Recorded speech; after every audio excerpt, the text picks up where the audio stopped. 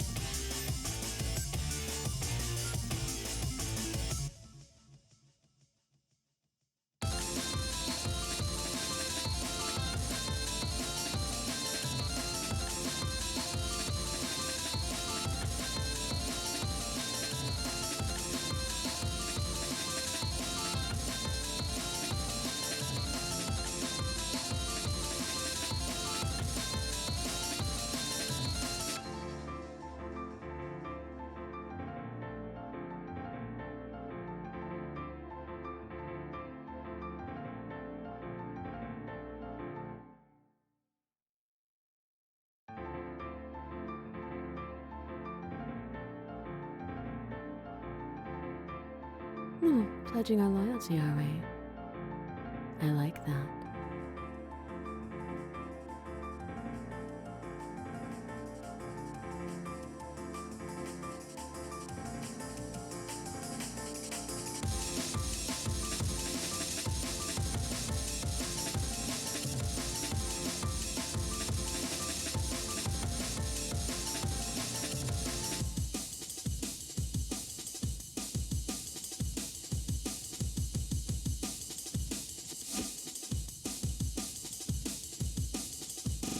Pledging our loyalty, are we? I like that.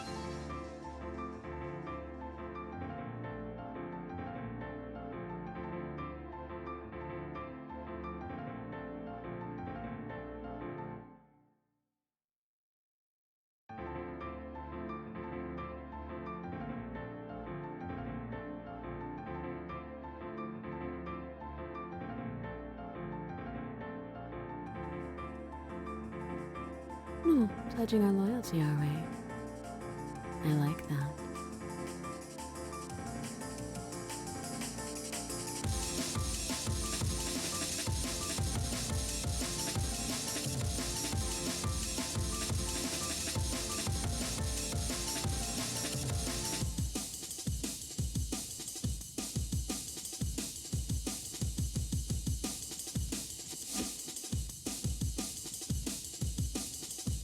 Like it or not, you're here now.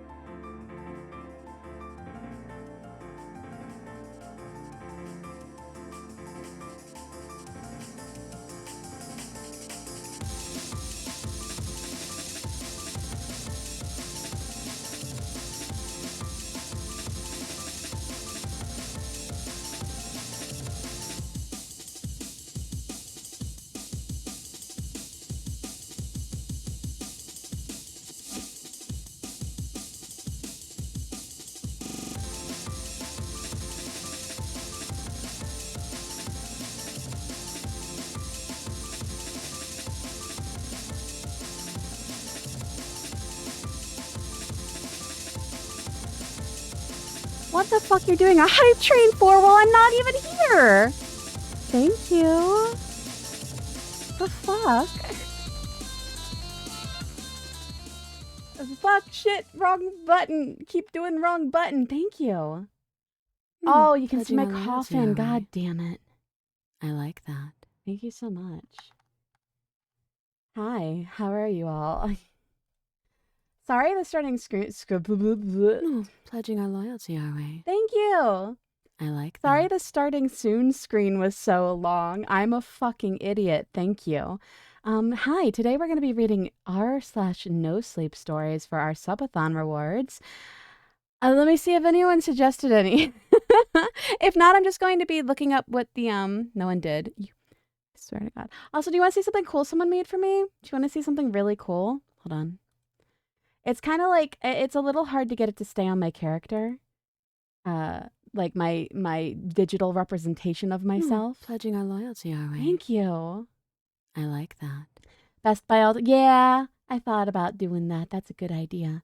No, it's okay. It's super okay. But look what I've got. It's hard to keep on my character. It's hard to hold on. But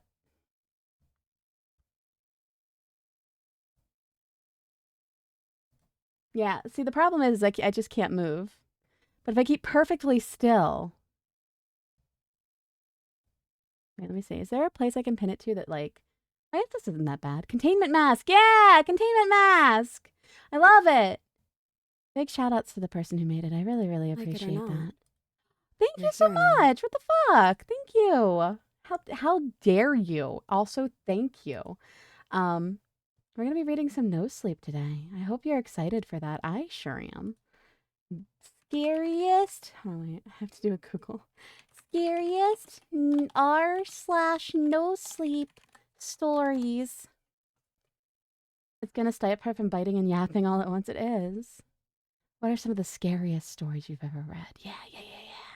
Give me that. Okay. Oh. Okay, cool.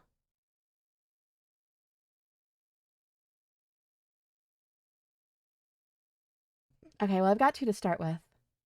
Can we have Hork for the reading? Oh my god, you only love me for Hork. Yeah, you can have Hork. Give me a second.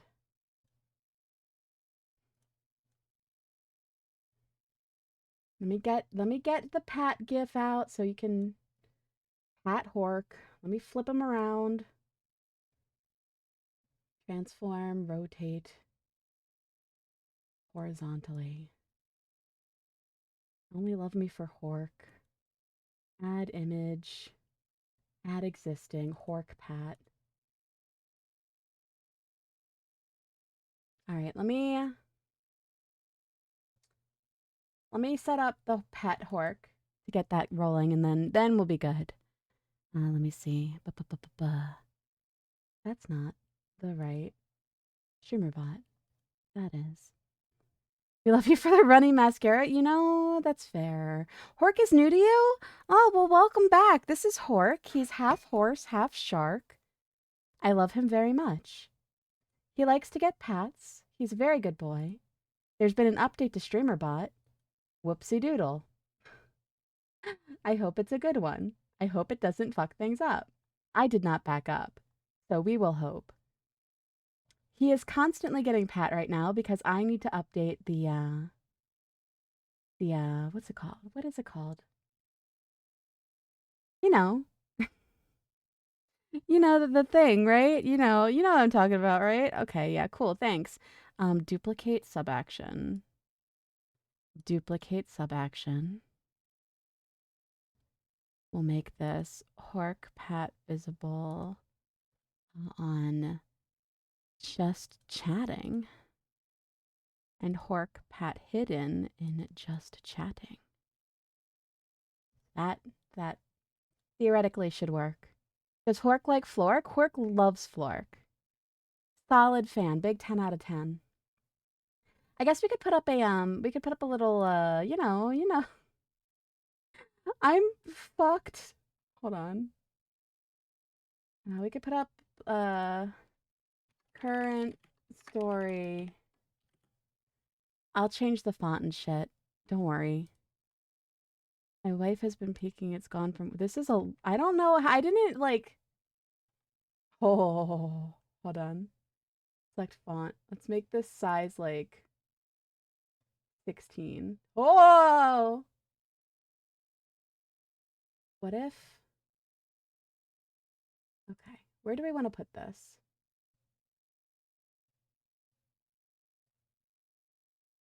We can like put it down here. What if we put it underneath Hork? What if we fix it a little bit? We'll give it size 36 font. And then we'll make it a little smaller.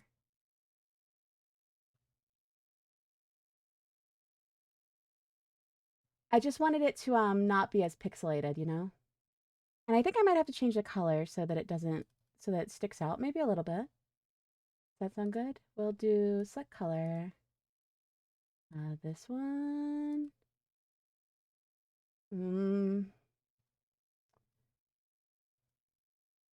Let's just do a outline. And the outline can be that red.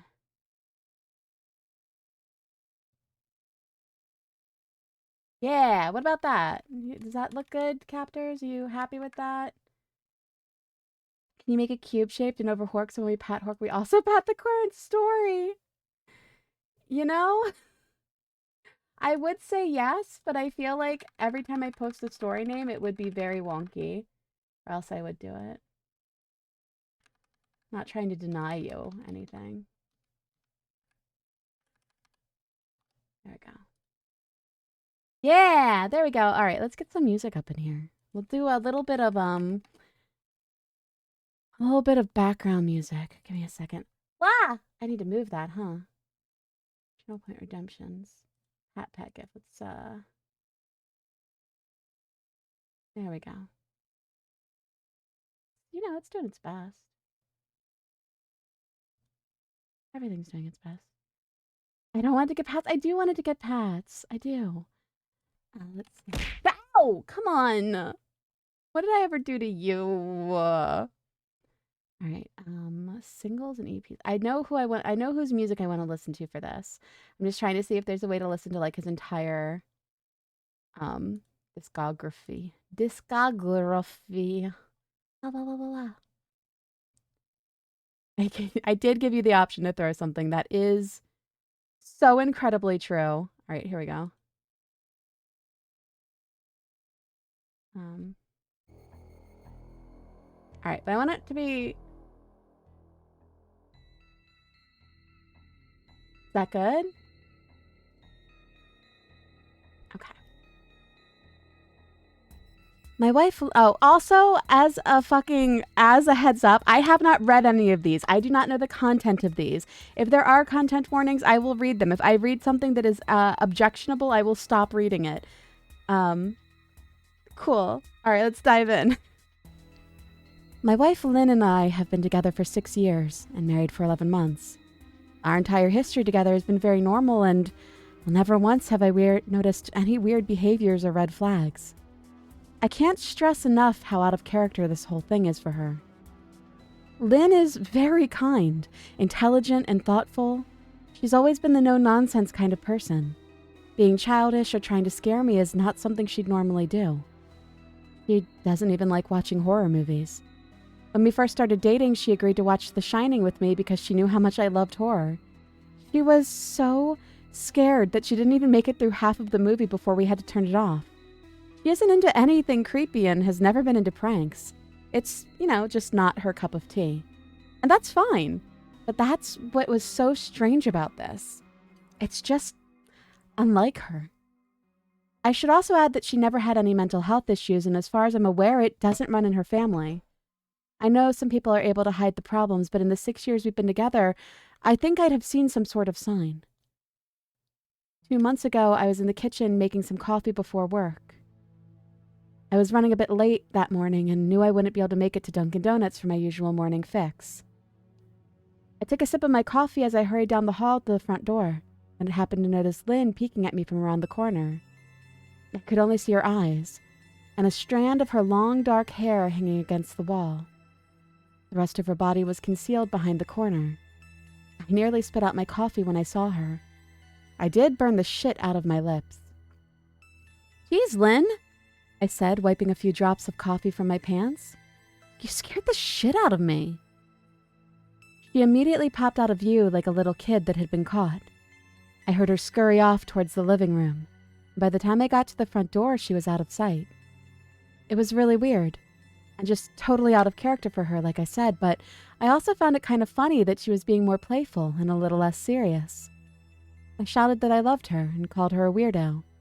As I shut the door behind me, I heard her laughing. Her behavior was a bit odd, but it wasn't something to call a priest over.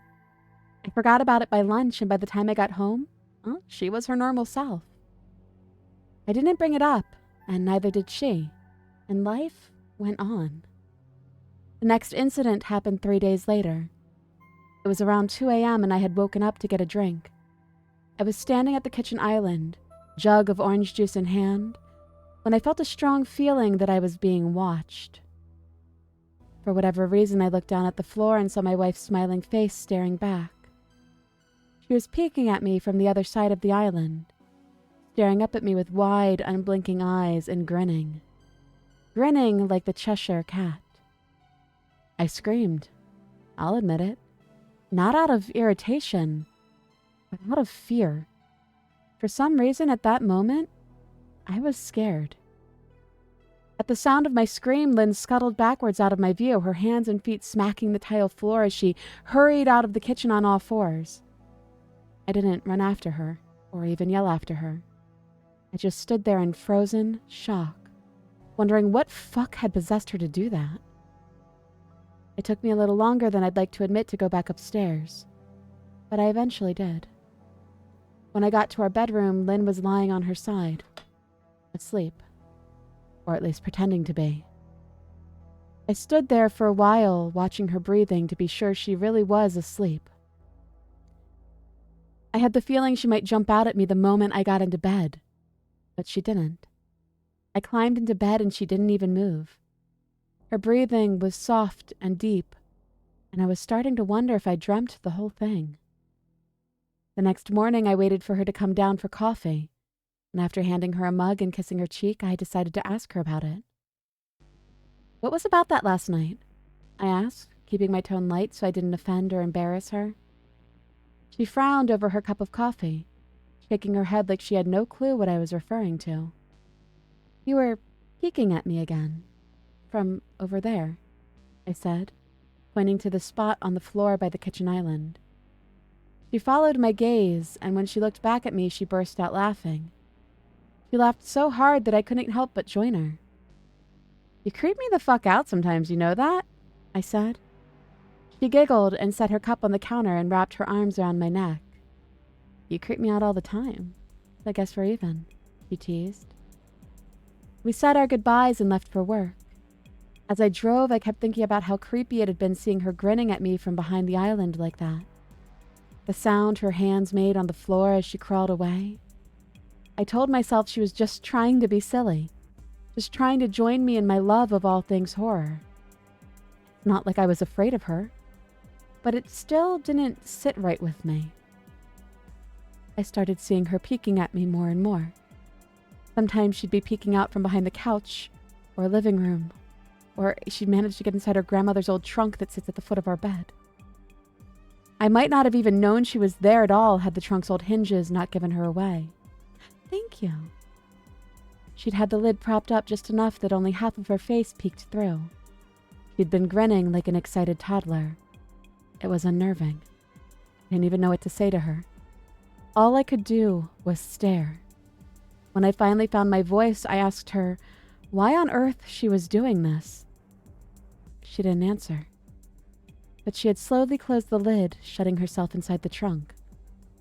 I just walked away, feeling disturbed. I didn't understand why she was doing it, but it clearly made her happy. I just hoped she would tire of the game quickly. Lynn didn't peek at me for the next 2 weeks. I started to think she was done with her weird prank, and I was relieved. We were watching a show on Netflix one night, and I jokingly said that I hadn't seen her peeking at me later.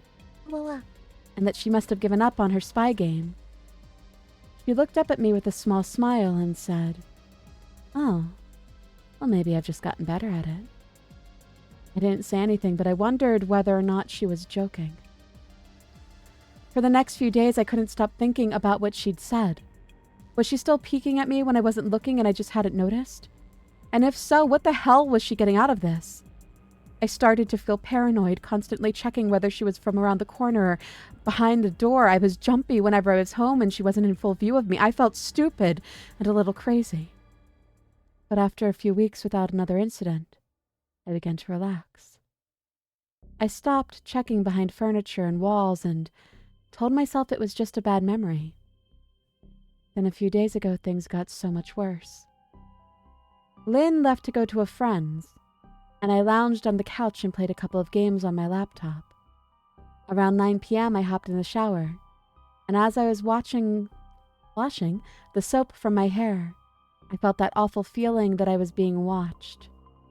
I slowly opened my eyes and almost had a fucking heart attack. Lynn was peeking from behind the shower curtain.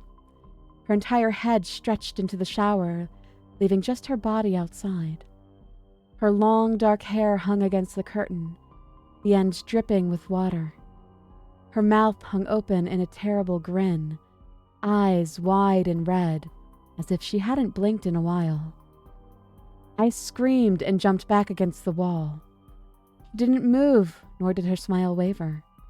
Her makeup ran down her cheeks in 2 black streaks.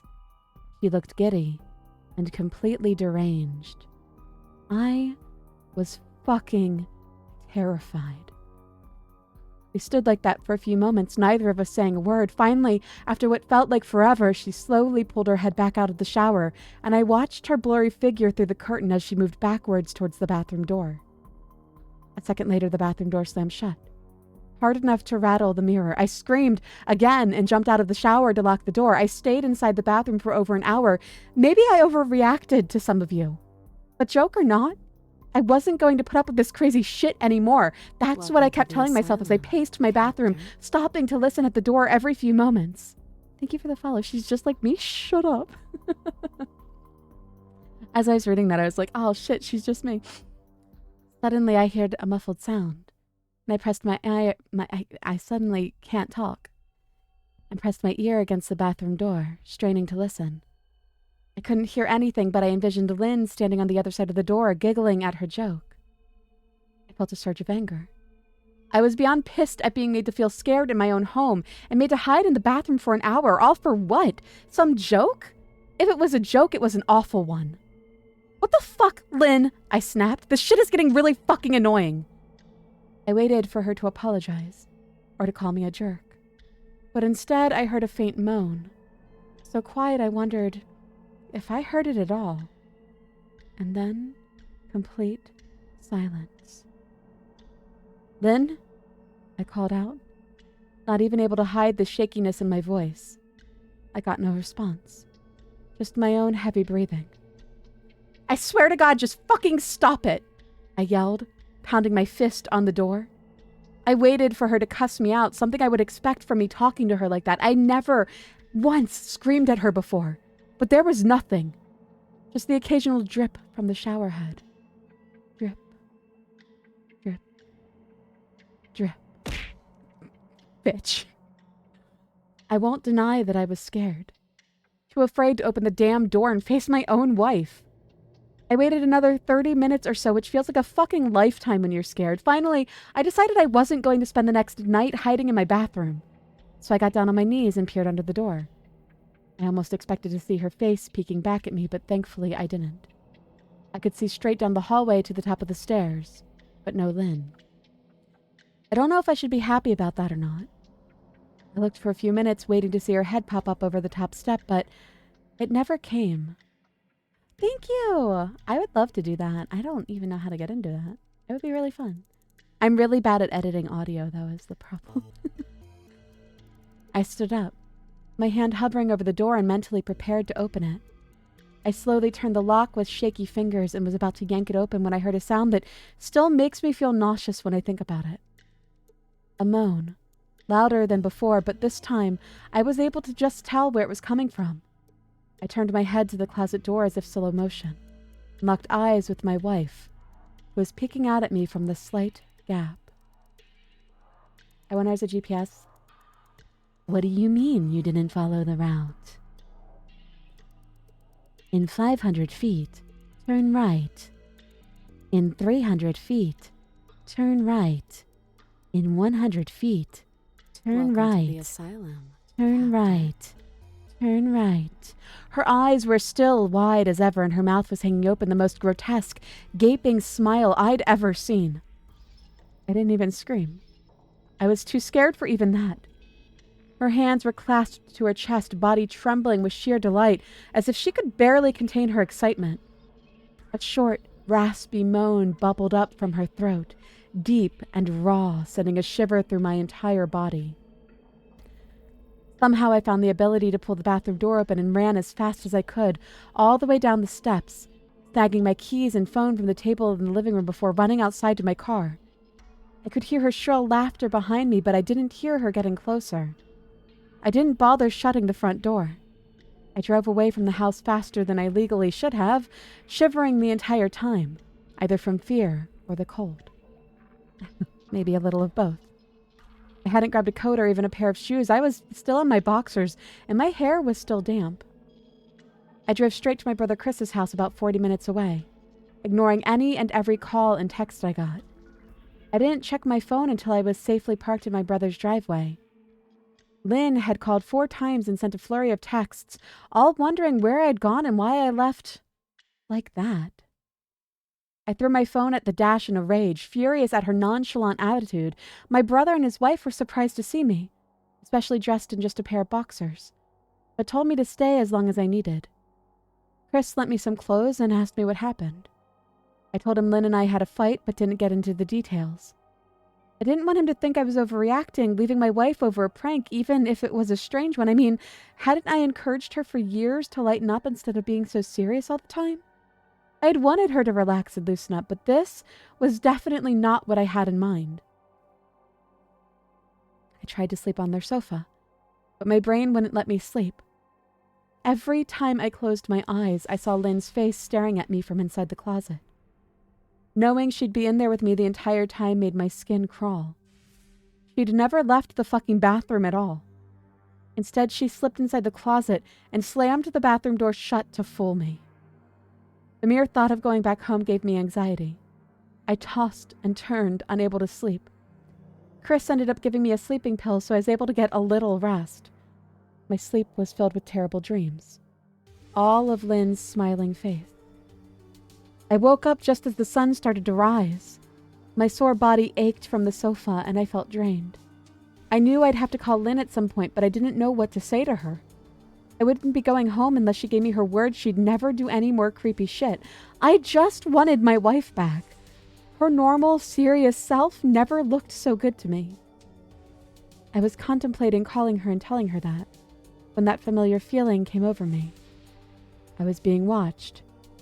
I stared at the ceiling, my heart in my throat. I didn't want to look away, but the longer I ignored the feeling, the worse it got. My eyes drifted away from the ceiling almost on their own.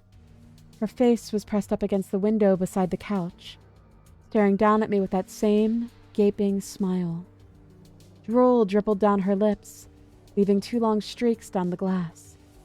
I didn't know how long she'd been there, but something told me she'd been there quite a while, possibly all night. I didn't bother screaming. Though I was afraid anger trumped any fear I felt at the moment, I jumped up from the couch and pounded my palm against the glass. "Lynn, are you crazy? What the hell is wrong with you? Just go home!" I shouted. "Now!" She didn't move, and her ghastly expression never changed. If anything, her smile only grew, as if she'd never been more elated. I could hear Chris and his wife moving around upstairs, as if Lynn could hear them from her place outside. Her head twitched slightly in their direction, and she began to close her mouth slowly. Chris called my name from upstairs, obviously concerned. I turned to see him and his wife Rebecca hurrying down the steps. When I turned back to the window, Lynn was gone. The only sign she'd been there at all was the 2 streaks of drool still dripping down the glass. Chris called. I tried explaining to Chris and Rebecca about waking up to see Lynn watching me through their window. They were skeptical. Who wouldn't be?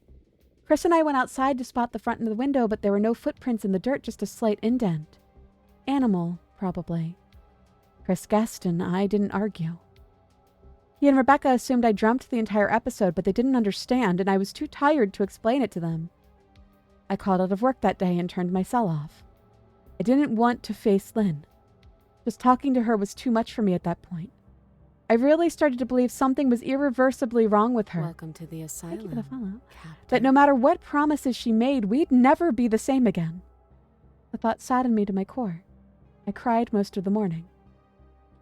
By noon, I figured I was ready to confront her, give her one last chance to explain herself. I could at least give her that after 6 years, I told myself. I turned on my phone and saw the dozens of texts she'd sent, all from a seemingly concerned wife. Can we talk? I love you. Please call me. I'm really worried. Can you answer? Just come home. And more of the same. All texts telling me she loved me and she wanted me home, how worried she was, not a damn one addressing the crazy shit she pulled, like she hadn't actually been acting like a character from a Stephen King book. Even her texts were different.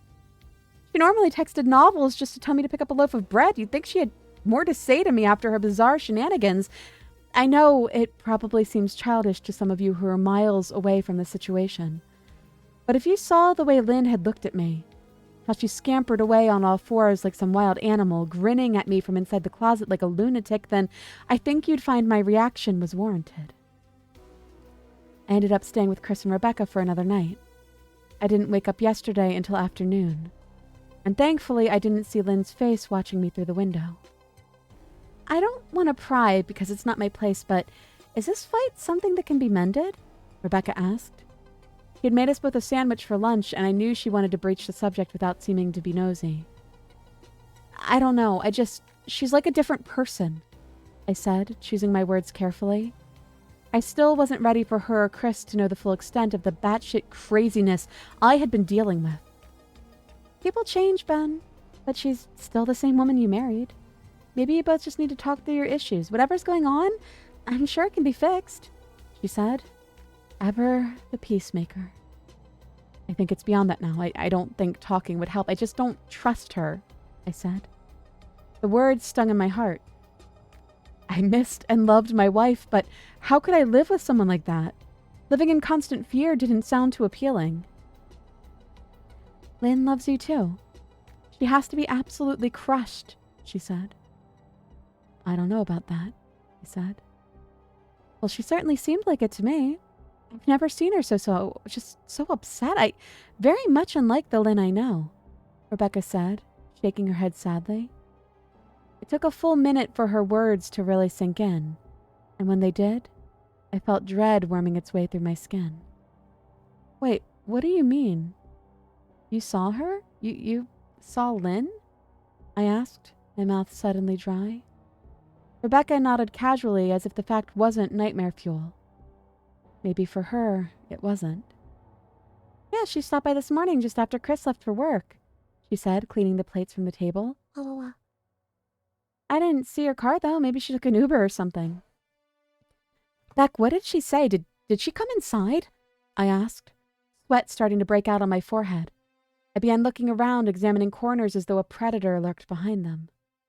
No, she just asked if you were awake yet, and I said that you weren't. I asked if she wanted me to wake you, but she said no. She said just to let you sleep, she said as she washed the dishes. That's all? She didn't say anything else? I asked.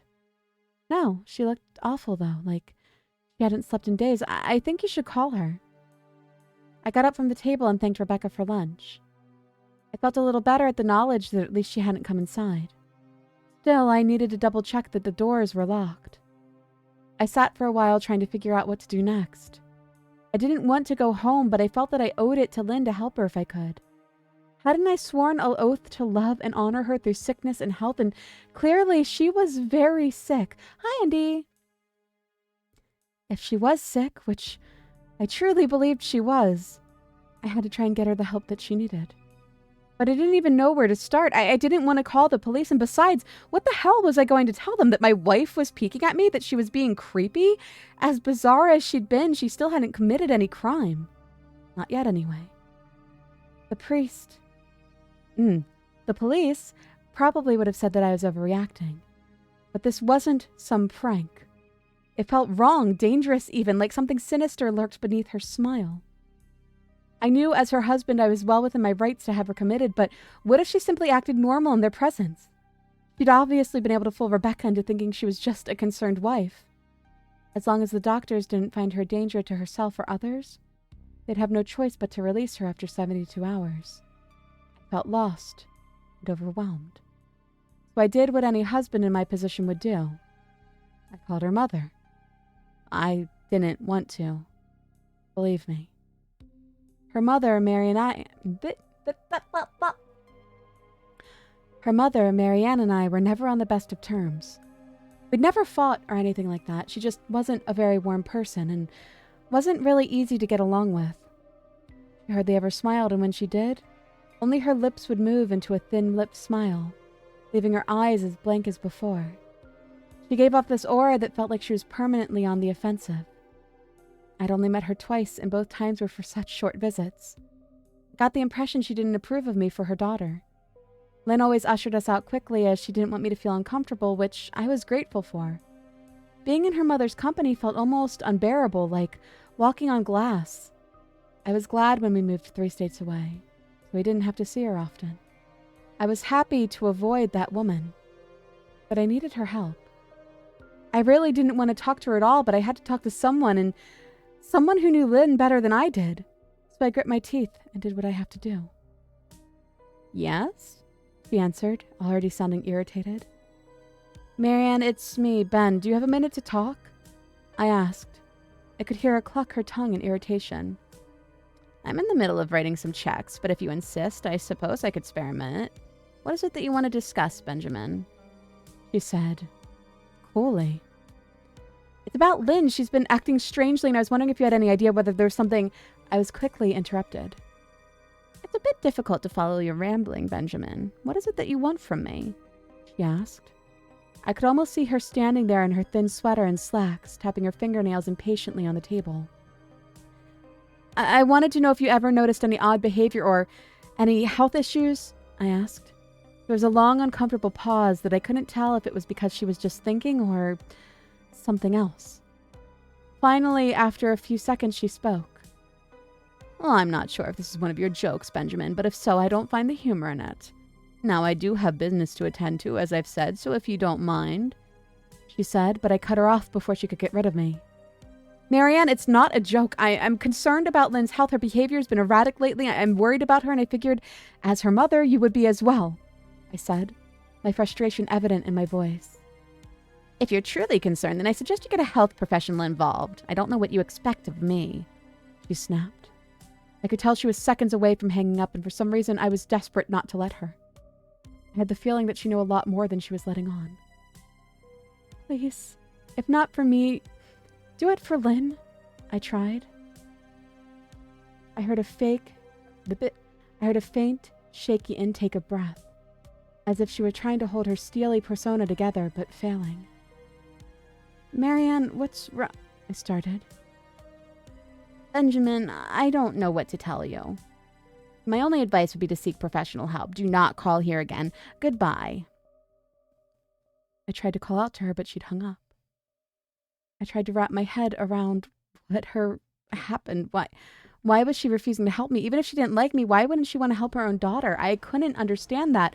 I tried to replay the conversation, desperate to find something I missed. After a while, I almost gave up until I remembered her last word for me.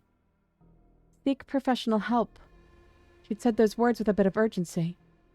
I could have just been grasping at straws, but no, I was sure her voice had changed ever so slightly when she'd said that, as if they were very important. What had she meant? I assumed she'd been referring to medical professionals, but maybe she was referring to someone else. Someone that she didn't, for some reason, feel comfortable saying directly, or maybe I was just desperate. I waited for Chris to get home, and after a very long and exhausting conversation with him and Rebecca, I convinced them that Lynn truly needed help. I didn't tell them everything. I wasn't prepared to go into it yet, but I told them about our last encounter. Welcome to the asylum. How she'd hidden in the bathroom, peeking at me from the closet. Gloomy! They were obviously shocked, but thankfully they believed me. They too just wanted to help her. Still, they didn't think it was all that serious. Weird, maybe, but not dangerous. They just kept saying that Lynn had to be playing some kind of weird joke.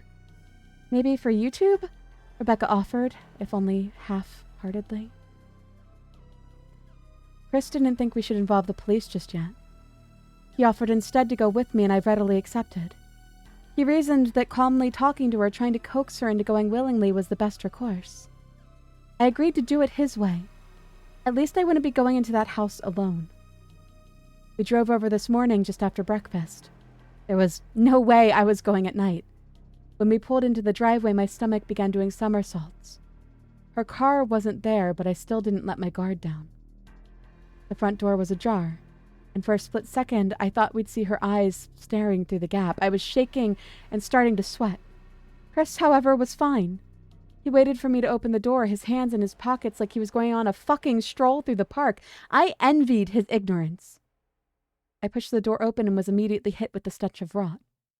Chris smelled it too as he walked in the house behind me, with his nose scrunched up. What did you guys use to clean the floor around here, huh? Shit? Chris mumbled. Shut up, I said, my eyes darting around for any sign of Lynn. The house was deadly quiet and dark, despite being 10 in the morning. All the curtains were closed up tight, refusing to allow any sunlight inside. If I hadn't left it just 2 days prior, I'd have thought the house to be abandoned. Hydrate? You got it.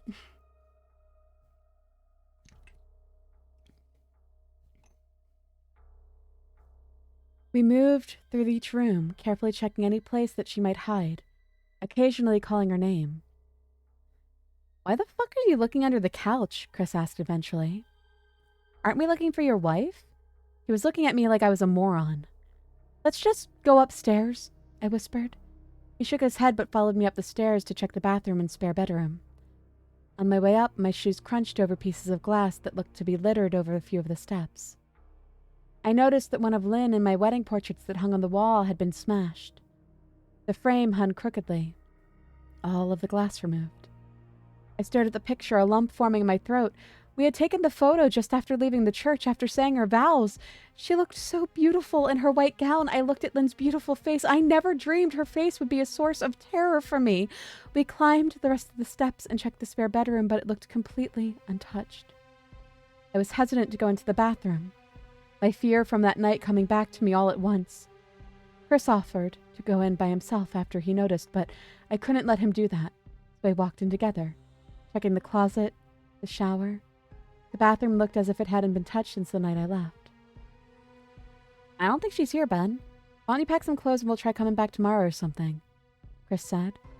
I nodded and went into our bedroom and shoved some clothes into a duffel bag. When I checked inside our closet, I came across the source of the smell and gagged. Chris took one look and lost all color in his face. He had to go stand by the stairs to get away from the sight and the smell. I gazed down in shock at what lay inside my bedroom closet. Poking into the rug were at least a dozen eyeballs, all carefully laid out in pairs. Some were as large as a quarter, while others were as tiny as a marble. I stared down at the eyes she'd collected from small animals, and I wondered how she'd gotten them, and shuddered at the thought. Man, I thought I had it bad with Becca's shoe addiction, but fuck me, your wife's in here collecting eyeballs? Chris said, gagging. Ben, I think we should go, he called from the hall. I'm getting nauseous. All right. I grabbed my duffel and shut the closet door on my new nightmare. I stepped out in the hall and took a deep breath of air. I could taste the rot on my tongue and I couldn't help but gag. Who the fuck lines up eyeballs in their closet like that? Chris mumbled. I tried to tell you she needed help, asylum, I said. Captor. Thank you. She doesn't need help, Ben. She needs a fucking exorcist, he said. You coming or what? I can't stand the smell any... His words died in his throat, and his eyes grew wide with fear. I didn't ask him why. I could feel it. Someone was watching me, and I didn't think it was the eyes in the closet. I turned around, my eyes slowly scanning the bedroom. Christ, Welcome to the asylum, I whispered, Captain. as I finally saw what we missed. Under the bed, curled on her side, watching us with the excitement of a kid on Christmas morning, was my wife. She held her hands together just under her chin, and they were shaking eagerly. Now that she knew she'd be found, I could hear the quiet noises she was making, a sort of hiccuping sound in her throat as the excitement was just too much for her. It was unnerving, to say the least. Wide eyes and that same huge smile. Everything told me to run, but I forced it away. This was my wife. No matter how twisted, she was still the woman I married. I had to help her. Lynn, I said softly. She didn't respond, but her head bobbed back and forth in two quick little movements as if she were nodding. Baby, I just want to help, okay? Can you let me do that? I asked. I'd taken a single step forward, approaching her like some kind of dangerous animal. I love you, Lynn, I said softly, taking another step closer. She let a tiny moan escape her wide-open mouth, and I had to resist the urge to run. Her shoulders were starting to quiver, and her eyes grew as wide as saucers. I crouched down so I could see her better and immediately saw the blood. Her hands were covered in it. They trembled more the closer I got, as if she was barely able to contain herself. Lynn, are you hurt? You're bleeding, I said. She bobbed her head again, her bloody fingers moving up and down as if playing an invisible piano. They occasionally grazed her chin, leaving smears of blood on her skin. I wanted to recoil in disgust. The smell that was coming off her was revolting. I could feel the vomit trying to climb up my throat. Her lips were dry and stretched thin, blood seeping between the cracks. I knew she wouldn't come out on her own, but I didn't want to leave her in the state that she was in. I scooted closer and reached out to her. The excited hiccuping sounds got louder and her hands shook, fingers flexing. It was then that I could see the blood oozing from in between her fingers. Oh my God, Lynn, you are bleeding, I said. Instinctively, I reached out to take her hand, but before I could even touch her, her hand sprang out towards me. A sharp pain shot through my arm and I fell back on my ass. My arm burned and I could see the blood dripping down onto the carpet. I looked back at her and saw her grinning madly, her fingers clutching a large shard of glass. You all right in there? Chris asked from behind me.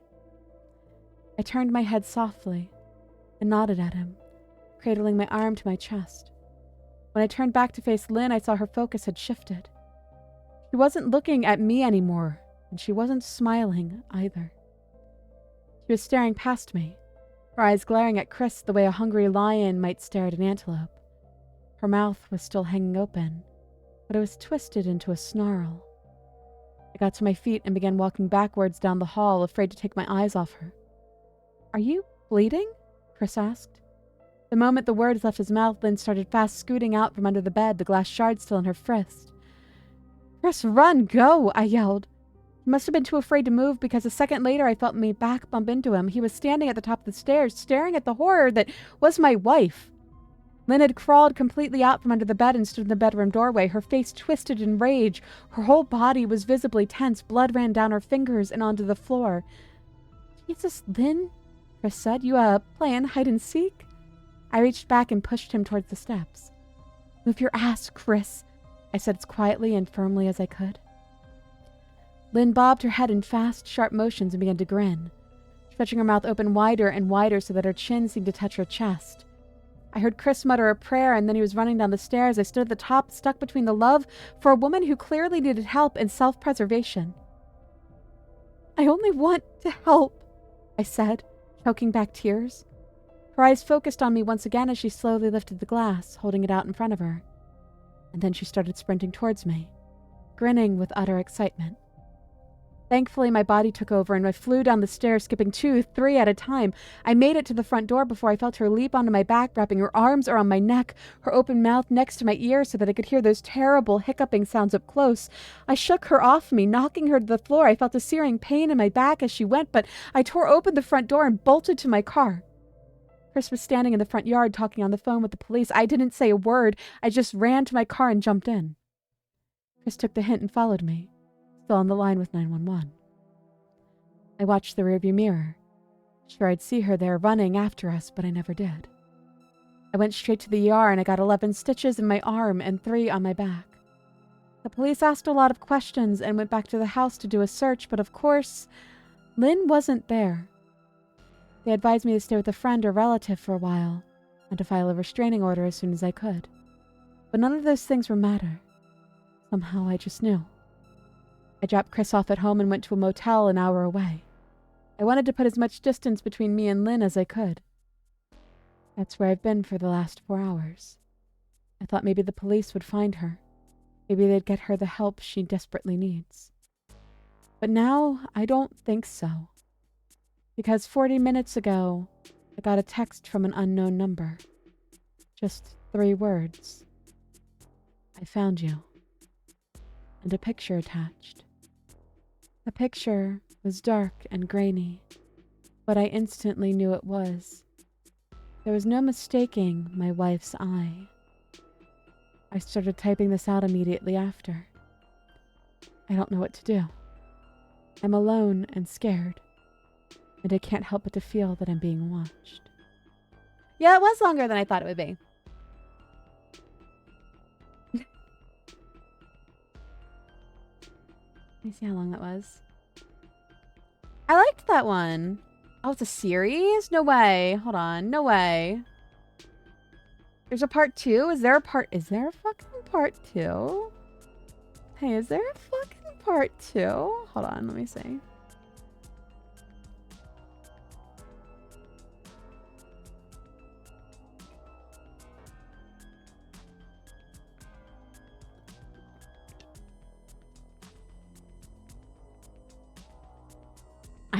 I like this person's writing. Maybe it's not actually a series, or maybe she...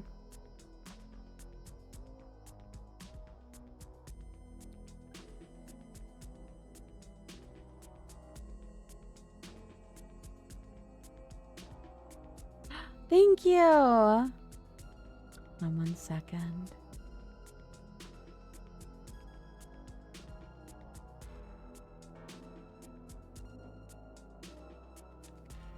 I liked that one. Apparently, a podcast did that at some point.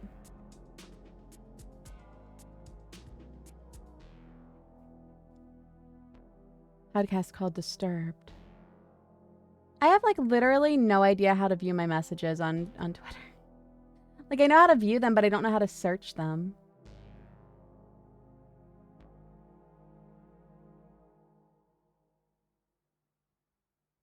Anyways, I liked that one. We'll have to find another one in a minute.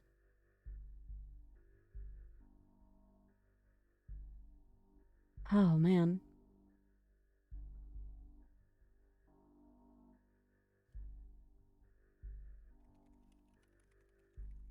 Reminded me of my favorite Silent Hill. What was your favorite Silent Hill quote?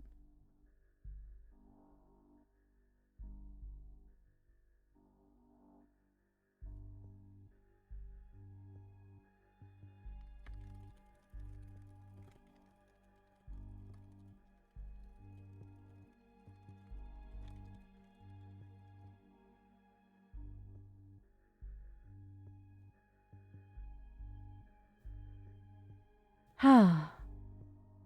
Let me see. Oh, I meant to see how long that was.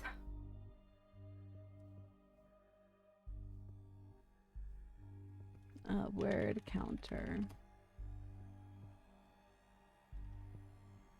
That was 6,793 words. Jesus Christ. Let me see how long this one is.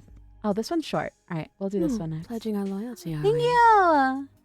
I like that. I don't mind doing long ones for the record. I just want to make sure we get a couple in, you know?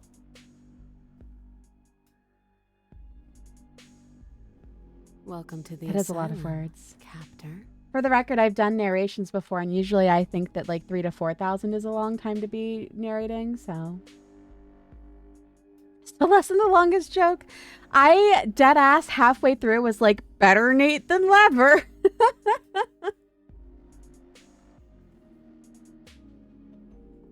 I know you all would have absolutely fucking murdered me if I had done that. Oh, you know what? I do have... Hold on, I have a short one for you, if I can find it. Yeah. Ow!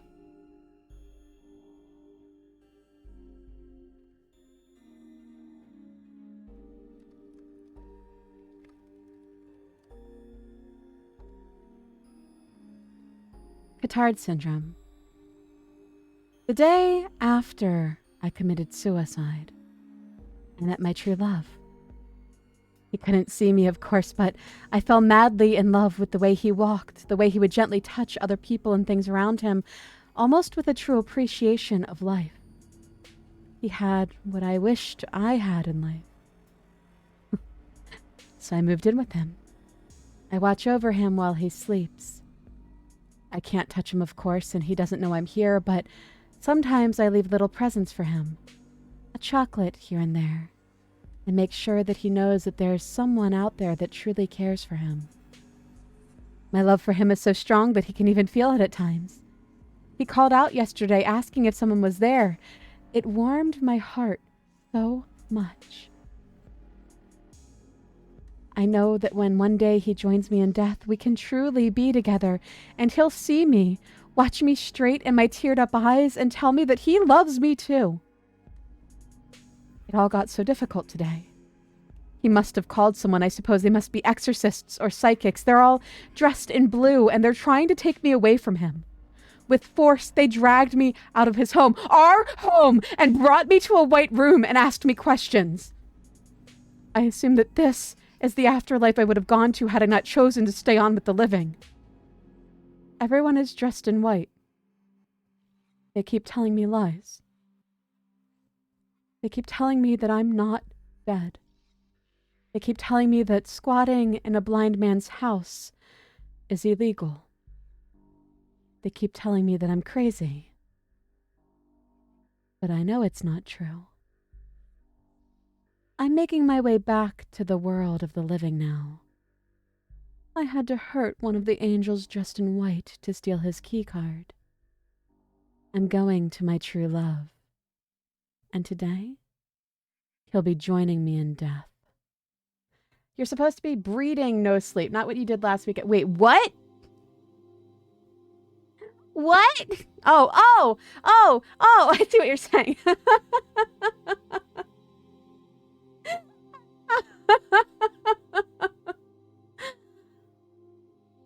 Thank you. That is by Tanya Simone. Let's read Has Your Husband Been Standing Still? I cheated. That one was from r/short stories or something. Scary short stories, not no sleep. But, you know, it's the same thing.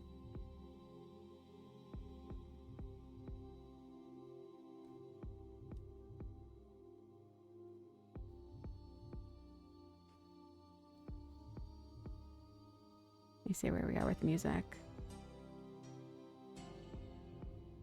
Yeah. Get you to a new track. That's a good track, but it was going to end halfway through and it wasn't going to go to like the next one. The woman at the door said her husband was inside my home. She was agitated and ran her fingers through her unwashed hair. You have the wrong address, I said. It's just me. And then I lied. And my boyfriend is here. No, please, just listen to me, she said, placing a hand on the door frame and leaning in towards me. I said I couldn't help her. She said again that she had the wrong address, then shut the door, but I could still hear her. I don't know what he'll do. Let me in. Let me find him, she said, her muffled voice sharpening while her palm drummed on the door. He stands still. I froze in the entryway and waited full minutes after it sounded like she had left, in case her ear was pressed to the door. I didn't give much thought to her husband at first. There was something off about her. How she tried to talk so calmly, even though it was obvious she was coiled tight enough to snap. She kept floating on her toes, looking into my apartment behind me. But she also didn't seem outcast, or even neglected, really. Her cashmere sweater and tapered pants told a different story. So I searched my apartment with the crowbar I kept under the sheets in the linen closet. No one was in the front rooms, with the window facing the street. I'd been there all day, so it was impossible for anyone to have broken in that way. Then I remembered the old dumbwaiter shaft. It was behind the kitchen door, shut behind a hinged metal slab. To keep noise from bleeding between apartments, it was no longer an open shaft, but a dusty compartment used as a pass-through for cables. I brought along my biggest chef knife from the drawer across from the refrigerator. The steel panel was painted the same color as the wall and had no handle or latch. Instead, there was a small jagged hole punched in one side with several drill bit plunges. I dug a screwdriver out of the junk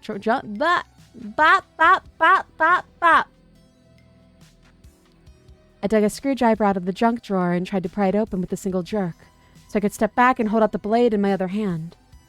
Instead, it swung open with a painfully slow creak, and I dropped the knife, scaring myself even more when it clattered to my feet. Without thinking, I bent down to pick it up. Kneeling on the floor, I imagined a pale hand reaching out into my hair and skull.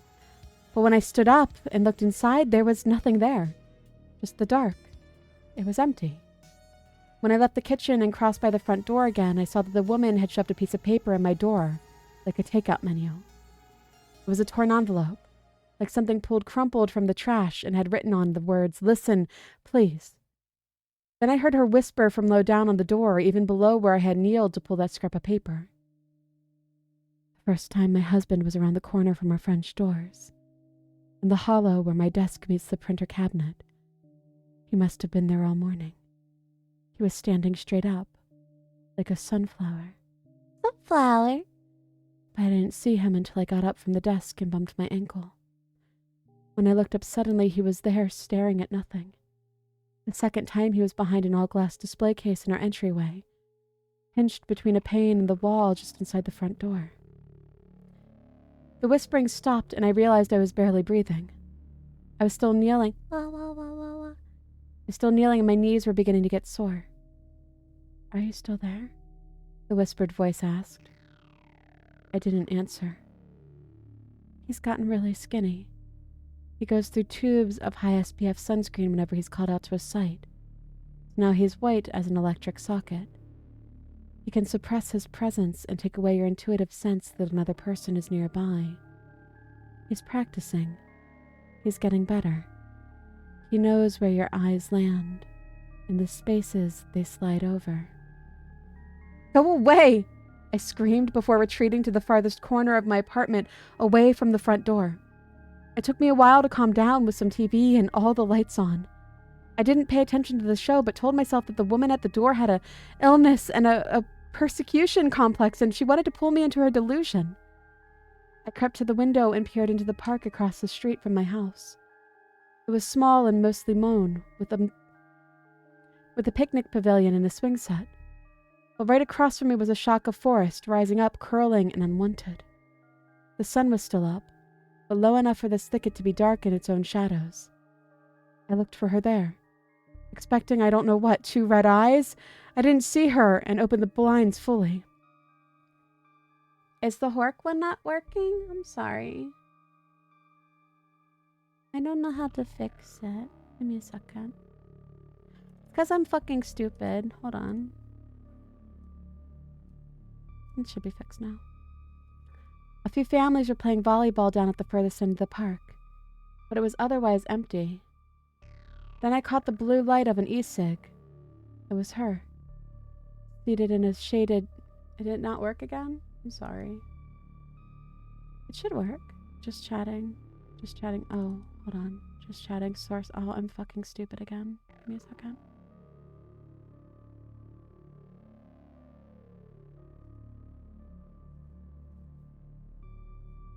Okay, it should be fixed now.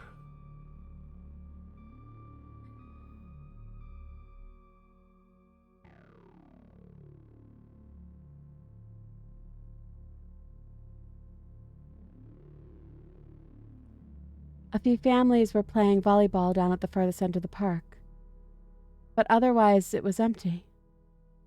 Then I caught the blue light of an e-cig. It was her, seated in a shadowed beach chair, with her legs stacked casually in front of her. I could barely see her face, but it looked as if she was staring into my windows.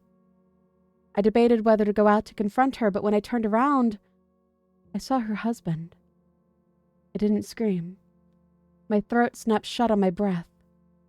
Through the kitchen doorway across the room, I could see my dishwasher and him standing next to it, one leg against the fridge.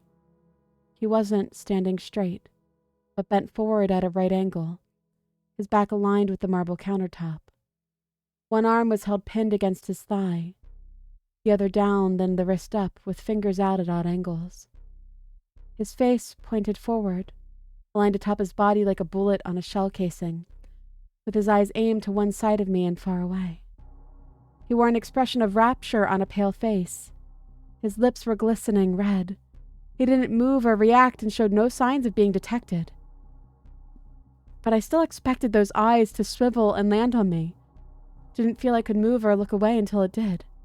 I forced myself to clap, then to wave my arms, but there was no reaction. "You," I said. "Sir," I added, "you need to leave." He didn't react. And it wasn't just as if he was ignoring me. There wasn't a tremor or a breath. He stayed so still that it was as if the whole world had frozen. I called 911, of course. The operator urged me to get out of the house as quickly as possible. I stayed online with them, but there was nothing left to say. My only way out was past him. Acid filled my stomach. There was no way I could cross that room. I considered tossing something at him or attacking him, but there was nothing more dangerous than a TV remote nearby. The operator said that there were officers on the way. My phone slipped from my hand in a rush to bring it back to my ear. My eyes never dropped from the husband, who didn't flinch when my phone crunched on impact and clattered across the floor and under the couch. I lowered myself to my hands and knees and considered crawling over and reaching under until I realized it would put him out of sight.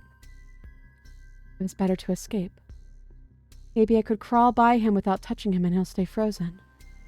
Or would he just grab me when I got close? I didn't have a choice. At the threshold between hardwood and tile, I looked down at my hands on the floor, and when I looked up, he was gone. But it was only for an instant, because suddenly I could see him again just in front of me. He hadn't moved. My eyes had let go and struggled to find him again, like he wasn't where I expected, or I had somehow forgotten him. The arms holding me up shook so violently that I pitched forward, landing on the side of my face with a smack. I landed right at his feet, but didn't touch him. Pushing back on the heels of my hands, I rolled backwards and slammed into the cabinet behind me, hard enough that I heard the fiberboard crack inside the door. I could crawl by him now, but first watched for any sign of movement. He was in a khaki t-shirt that didn't quite match the wood cabinetry or stand out from the white refrigerator at his back. Nor were his dark pants much of a match for the brushed chrome of the dishwasher, though I could see he had a sliver of something shimmery silver, like a lanyard loop, hanging out from his pocket. I don't know how he could have disappeared from my sight, but he didn't seem to notice me. I strained to keep an eye on him over my shoulder as I crawled past until I couldn't move slowly any longer. I scrambled to my feet, tumbling into a standing position, then heading into a headlong run where I couldn't tell my heartbeats from the pounding of feet on floor. After struggling with the lock, I finally squeezed through my front door and shut it behind me without looking back. The police came, searched my apartment, found no one. I tried to explain that he might still be there, that they just hadn't seen him, but they wouldn't come back in with me. They wouldn't search the park either. They were annoyed I wouldn't go back inside, but eventually left. I didn't have my phone and I didn't know where to go, so I wandered out of my building in a daze. It was dark out now, but the night air felt good. I saw a car double parked but didn't pay it any attention until the woman pushed open the passenger side door from the driver's seat and waved me over. I'd be embarrassed to describe the horrible things I said to her, but she was calm and composed. She knew how to handle her husband standing still, and was nothing like the woman who first confronted me on the doorstep. I don't want to give her a real name, so I'll call her Flora. "I'll teach you to see him," was the first thing Flora told me, once I was able to listen. I didn't want to see him, or to go anywhere with this person, but I didn't know what else to do. She drove me far outside the city until I could see stars over a sprawling suburbia, somewhere near the highway, where duplex condos faded into industrial parks. She turned into a multi-acre construction site. It was all blonde dirt, scraped and marked by bulldozer treads. At the center was a cinder block frame that might one day grow into a big box store. She turned off her headlights, and suddenly the feeling I had ignored, in favor of her serene understanding of my situation, could no longer be ignored. I was struck dumb with fear, my sore muscles protesting at being called back to the alert. Had I met a couple working together? But she kept talking reasonably, kept her instructions simple, and I found no moment to protest. Instead, I followed her, even let her take me by the hand and pull me in a circuitous in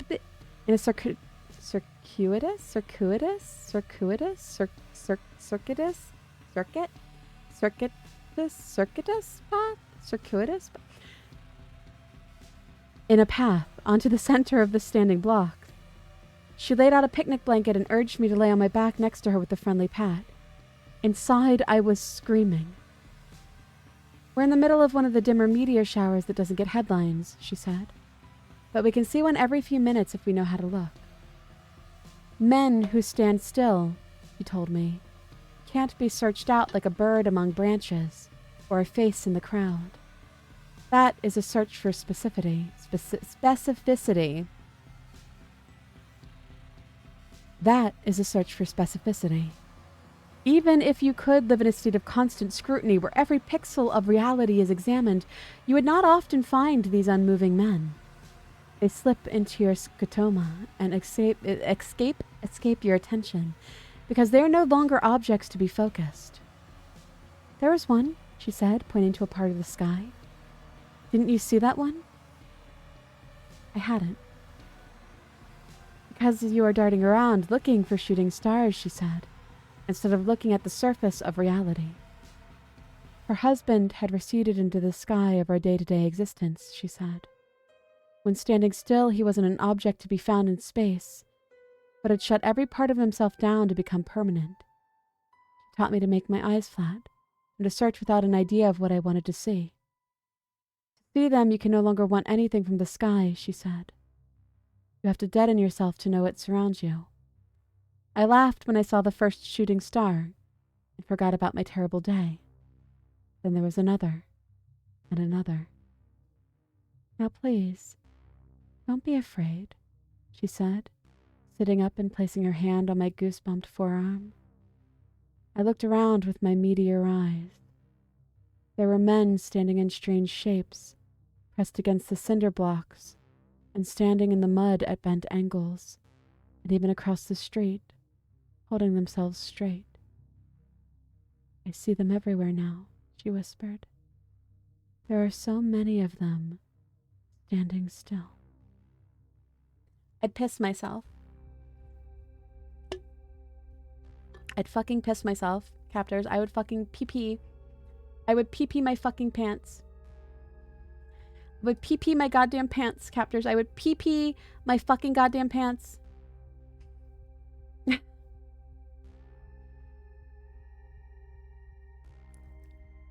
would piss myself.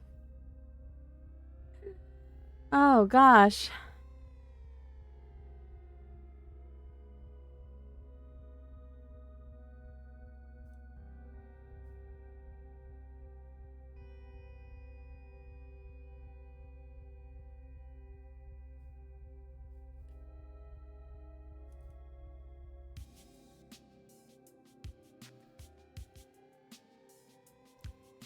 I died 8 years ago. It wasn't particularly tragic or unusual. Just a car accident. Like it or not, Thank you're you. here now. I don't blame the man who hit me. He was speeding because his wife was in labor, and there was black ice on the road. He lost control of the car, and I lost my life. It's not his fault, I know that. I'm not cruel. I am not vengeful. If anything, I'm the opposite. You see, I don't have any family left, and I had lost my few friends around that time. When it was time for my funeral, the only people who came was my boss and the family who killed me. The wife held her newborn daughter close to her chest. I hated my boss, and the cemetery was awfully lonely, so I followed the family home. Lily may as well have been my own flesh and blood. She was sweet and bright and oh so very small. She had trouble sleeping as if someone wasn't rocking her crib, and her parents were so tired. After they put her to bed, it was easy for me to rock her crib for her. I didn't get tired. I could help her. As the years passed, Jack and Lori realized that they weren't alone in the house. It didn't take long from there to make a connection between my funeral and when I had shown up. And I'd never been malevolent, so they weren't afraid or angry. They started to burn candles on the anniversary of my death day. They left an empty chair for meals and holidays. I really felt like a member of the family. Someone is trying to force the door. It's Lori's ex. He's obsessive. He's angry. He's going to hurt the family. My family. The thing about ghosts is that the more offerings you get, the stronger you become. I'd been enjoying candles, trinkets, and even the occasional food item for the past 5 years. I was strong from that. The knife feels warm in my hand, a shock of heat against the ice of my skin. Lori, Jack, and Lily are my family. I care about them, and they're not going to join me yet. I like that one too. I like that one too. Yeah.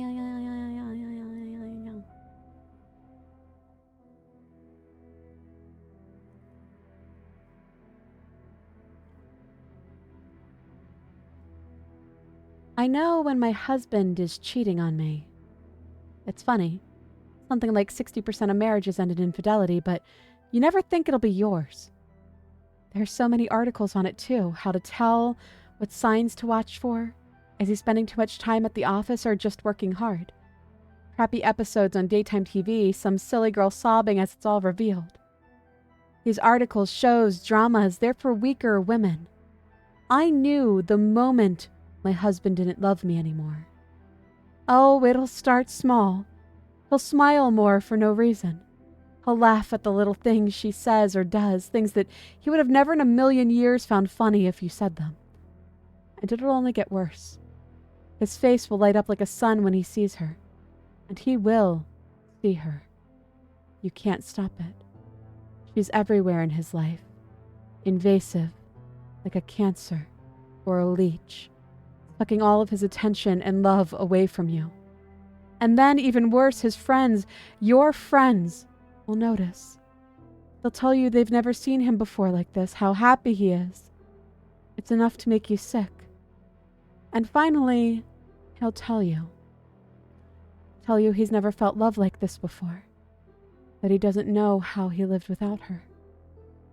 Well, something had to be done. Obviously, I love my husband.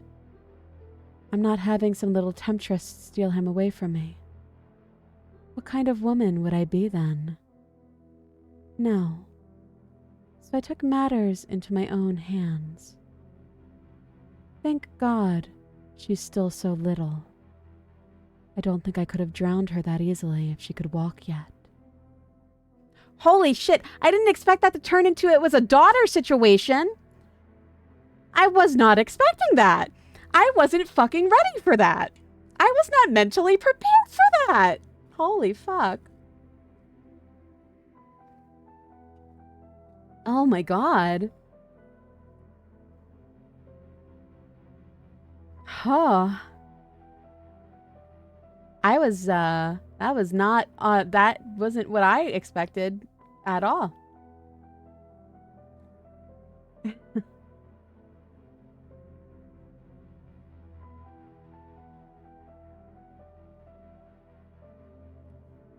Okay, but do you think he's okay? No! I think she killed his daughter. I mean, their daughter. I think she killed their daughter. I should have read the reviews. My girlfriend moved out 3 weeks ago. My cat Ruck was really close to her, and now that she's gone, well, I can tell he's a bit lonely, especially when I'm at work. I came home a few times to my curtains ripped up or all the toilet paper in shreds. The last straw was when I came home after working late to find he had clawed a hole the size of a dinner plate into the side of the sofa.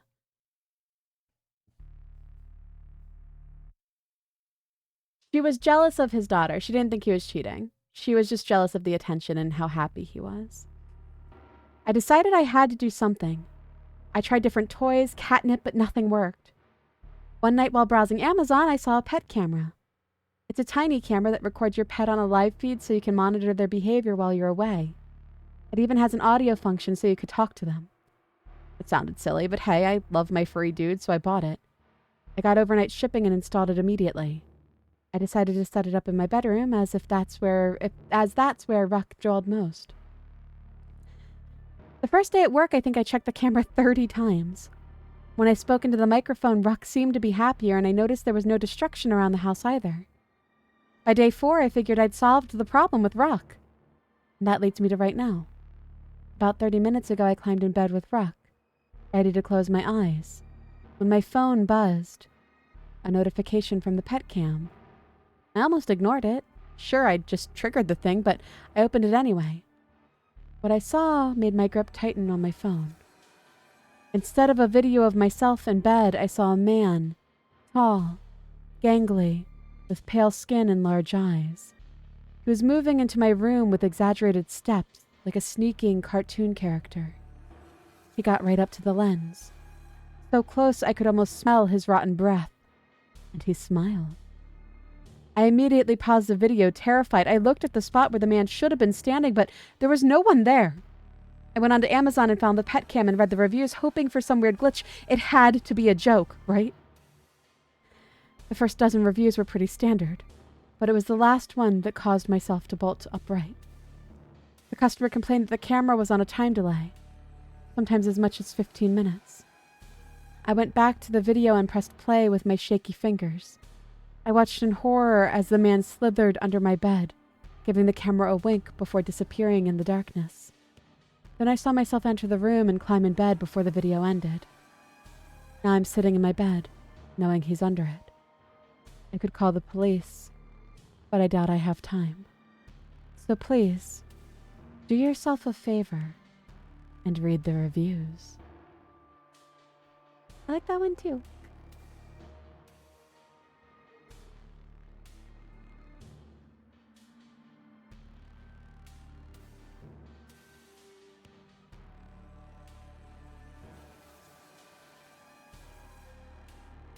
Sorry, I spaced out. Can you reread the last one?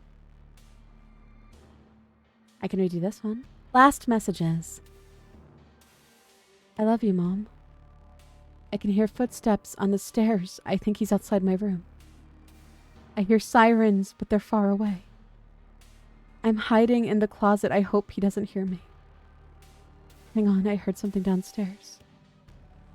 The cops are already here looking for him. They'll catch him. Don't worry, Mom. I'm safe. I love you.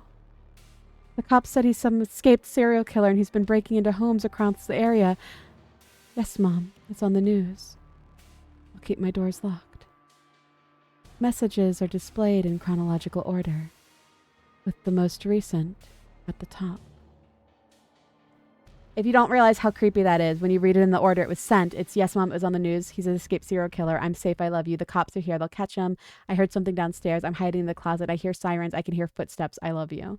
Yeah, that was short, but very, very fucking sweet.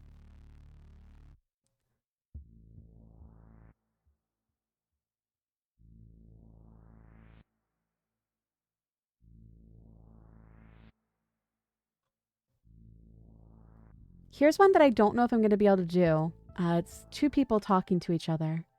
I'll try to differentiate my voice enough that you can tell who is who. But this one's called Confession. You okay, buddy? Yeah. You sure? You're breathing heavy. I'm okay. Good. Relax. It'll go quicker that way. To start, I just need some basic information. Basic? Simple things. Okay. Let's start with an easy one. What's your name? Roy. Roy what? Vermeer. Well, Mr. Vermeer, how old are you? 16. Go to school? No.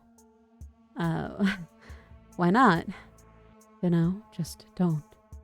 Live alone? No. You live with your mother and your brother Bill, don't you? Yeah. Good, good. You're doing fine, but now I need to ask you some harder questions, okay? Can you handle that? Yeah. Good boy. Your brother Bill's in some hot water, isn't he? He's been accused of something bad. Accused? He did something bad. To that girl, Jenny Connor? Oh. To be frank, Mr. Fromere, I think you might know something about that. That's why you're here today. I think you have a story about Bill and that girl. Don't be shy. Relax. You aren't in any trouble. Just answer me one question. Did you see Bill take Jenny into the woods? I didn't see them. Really? I saw Jenny. Bill was home. You say you saw Jenny go into the woods, but Bill was home? Yeah. Mr. Fromere, I find that a weird bit hard to believe. You know, we found Bill's jacket in those woods. We found his jacket soaked in about a pint of blood. Jenny's blood. We found her too. Funny enough, she was just a few yards away. We took some pictures. Want to see? Pictures? Of the body. Want to see? No. No, I expect you don't. They're not pretty. But nevertheless, they beg the question, what was Jenny's blood doing on Bill's jacket? And why do a dozen witnesses claim to have seen them leave together from the football game? Witnesses? Mr. Fromere, I know you followed them from the field. We have it on CCTV, so I ask you again, did you see Bill take Jenny into the woods? Did you? I didn't. I think you're lying. Bill was home. We go together from football. Bill said take Jenny home. You took Jenny? It was cold. Bill said take Jenny and take my jacket. I said let's go into the woods. Jenny said no. It made me bad. I pushed her. She hit her head. What? I hid her in the woods. I was scared. I didn't want trouble. She woke up. She was mad and screaming, so I hit her. I hit her so she shut up.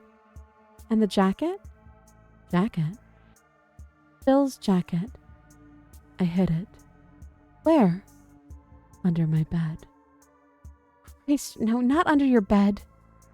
Think. For once in your fucking life, think. You hid it in the woods. I hid it in the woods. Yeah. Don't forget. It's important. Sorry. When they ask you for real, you'll have to remember. I'm sorry for yelling. I hate seeing you make a fool of us all. I know, Bill. I was going to play Stalker 2. Oh, I'm sorry. I'm sorry. I am sorry.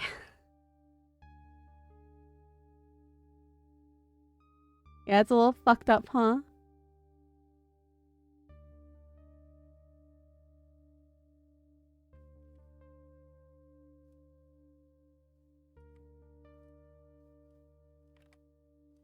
This one's called Birthday Girl. Good morning, sunshine. It's time to wake up. I open my eyes and see Nurse Judy, ready to give me my morning injection. I sit on the bed and roll up my pajama sleeves. I feel the needle under my skin and the medication flowing inside my veins. The nurse gives me a wide smile. Good girl, you could go to the canteen now and have breakfast with your friends. Friends? I don't have friends here. My friends are almost 60 miles away from me. Enjoying life, learning new stuff, making out at parties, certainly not spending their youth in a psychiatric ward. My parents put me there. It was after another anxiety attack at school. I lost control and tried to do something stupid. Now everything seems stupid to me. I pass by Nutsy Nora's room. Her yelling is impossible to ignore. She keeps screaming Kelly and Jenna over and over again, whatever those names mean. I see 2 doctors rushing to her room with a set of tranquilizers. This place is full of people like her. I don't think I belong here. I enter the canteen and hear a loud surprise. I look around and see other patients gathered around a cake with a number of candles, 1 and 7, and an inscription, Happy Birthday, Robin. Right. It's my 17th birthday. Yay, I totally forgot. I force myself to smile and blow out the candles. The cake tastes like soap or cough syrup. I hide both candles in my pocket when nobody's watching. Thank you. I like that. I guess it's the only gift I can count on today. I stop one of the nurses on the way back to my room. I ask if my parents are going to see me. She shrugs and walks away without saying a word. Bitch. As I lay in bed, I stretch my hands and look at my hands. Wait, I stretch my arms and look at my hands. They look so weird. So damn weird. Maybe it's a side effect of those medications. Nurse Judy interrupts my contemplation.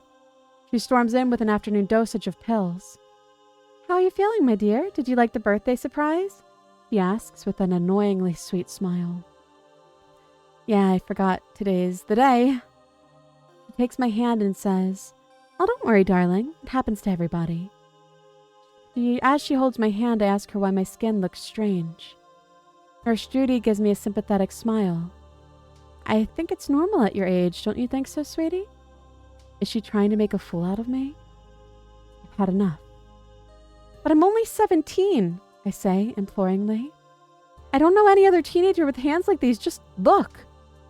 I take the candles out of my pocket and almost rub them in her face. You see? 1 and 7, 17, I bellow. Judy gently takes the candles from my shaking hands. Robin, it's not 17. It's 7 and 1. 71.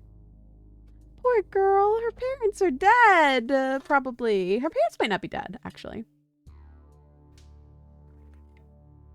That was less scary and more sad. What in the fuck?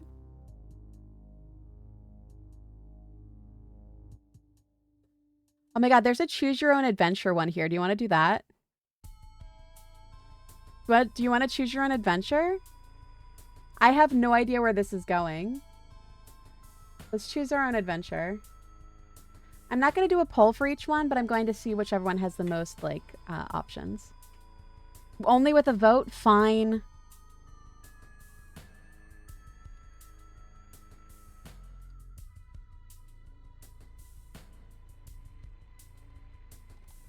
I just don't know how many of these we're going to have to do. All right, hold on.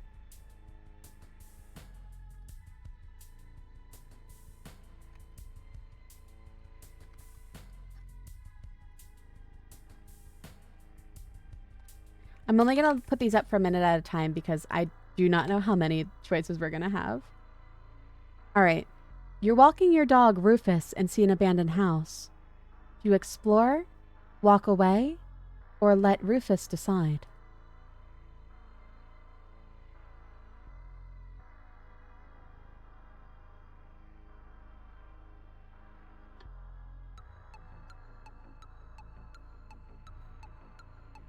Rufus gets to make that call.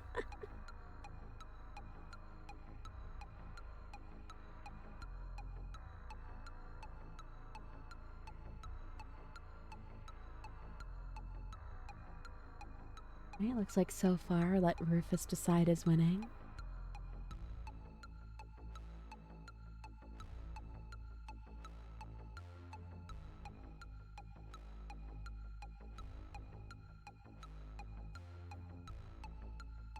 All right. Rufus pulls towards the door of the house. Looks like you're going in. The door is locked. Do you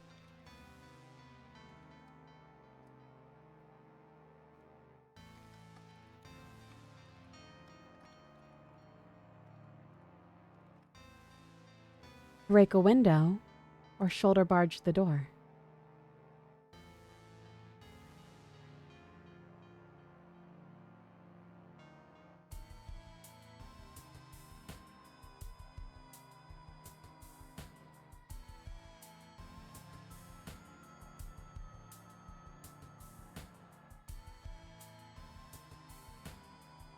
Yeah, puppy Rufus.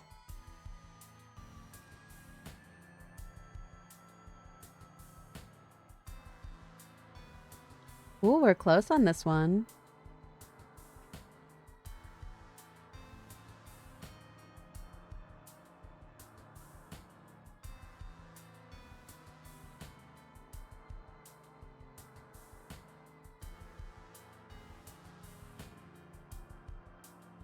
You ram the door, bruising your shoulder, but you're in. You want a weapon, but there's not much around. Do you choose a dusty broom handle,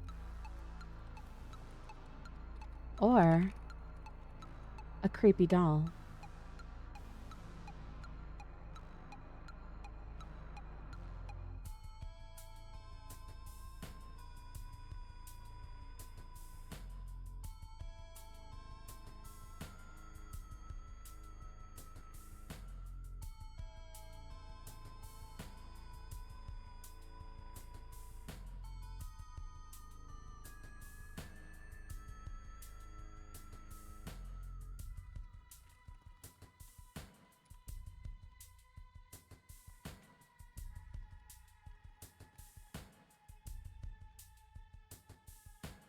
We're tied.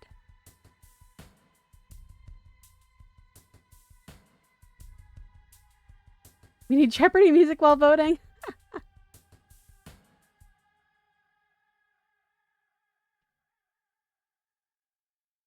Welcome to the asylum, captor. Oh my god, you can't do this. You can't tie it. I'm gonna choose. I'm gonna choose a creepy doll.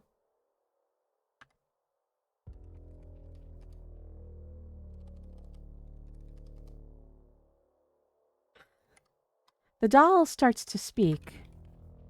You try to figure out what it's saying. Or throw her on the floor in fear.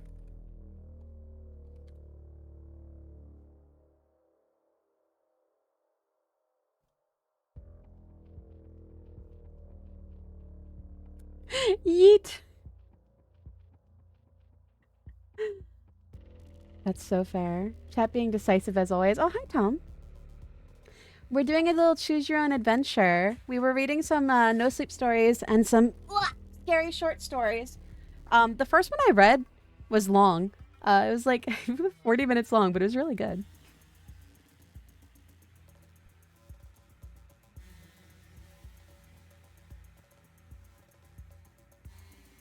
We are very cool, Tom. Thanks.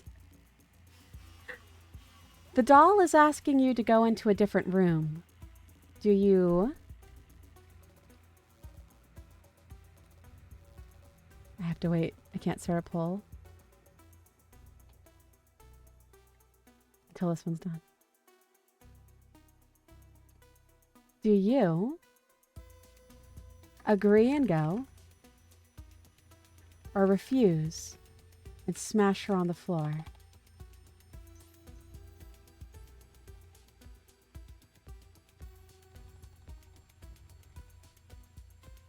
So do you agree to listen to the doll and go to another room, or do you throw her on the floor?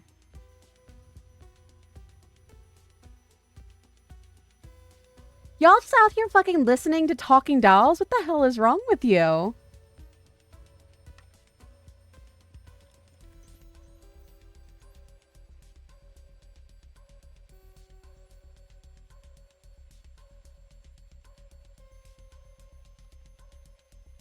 We're little creatures.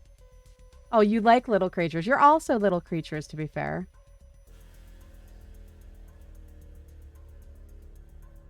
All right. You listen to the doll. Talking dolls are not common. So would you just listen to the first talking doll you see? Anyways. You listen to the talking doll. Yes, why not?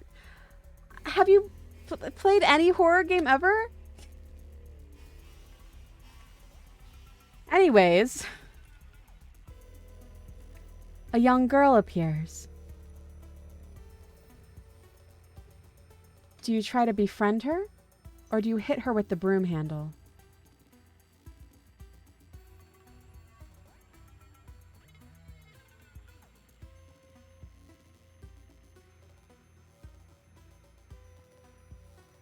Beat the child. Don't beat the child. It's a creepy girl. I mean, I guess we don't know she's creepy. Chad, I swear to God, are you trying to tie this? I will fight you.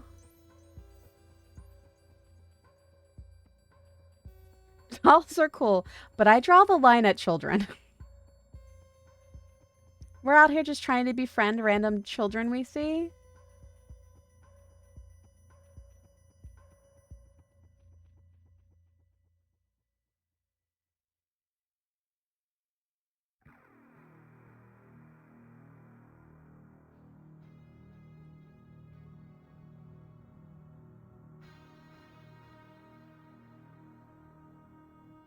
Ah, we hit her with the broom handle. The girl is angry. The broom handle whips out of your hands and lodges itself down your throat. You suffocate. Good fucking job dying, chat.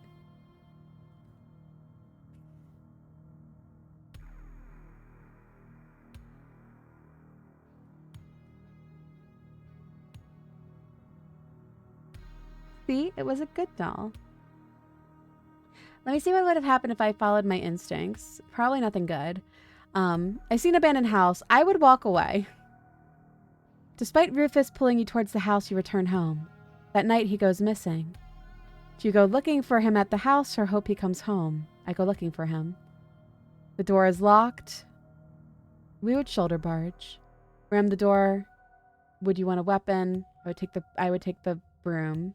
Young girl appears. Wait. Yeah. I would try to befriend her. No, I would hit her with the broom. No, fuck. I would die. I would die too. You're right. I would die as well.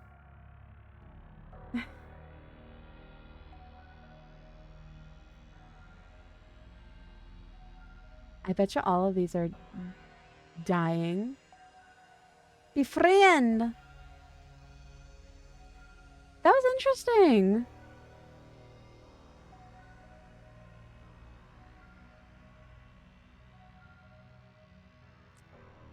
This one's called 24 Hours.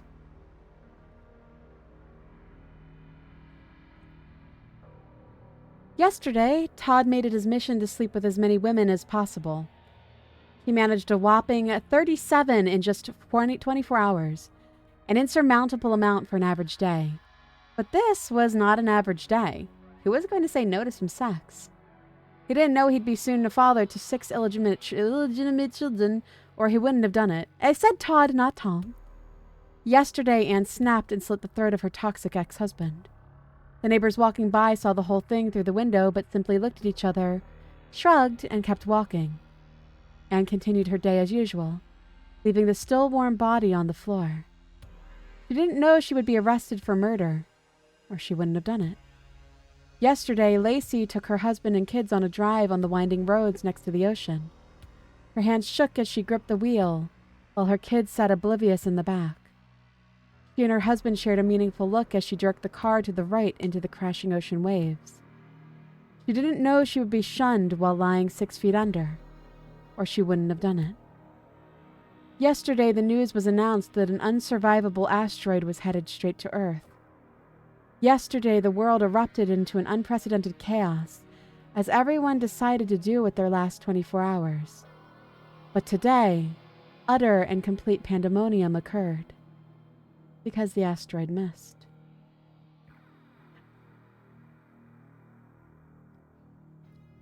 She killed her family because she thought it would be better than them dying in a fire, but the asteroid missed, they would have lived. I'm mad. I'm angry. I'm upset.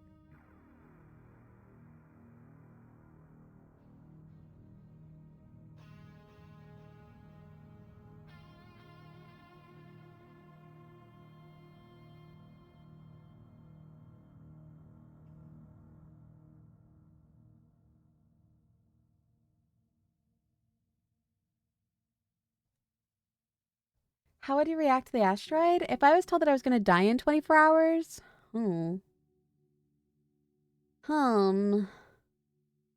That's a really good question.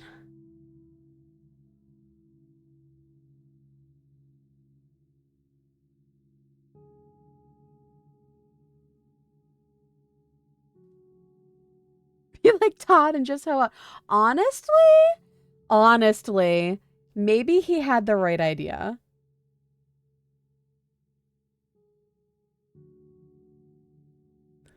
I'm going to read this one only because, like, the title of it has caught my eye.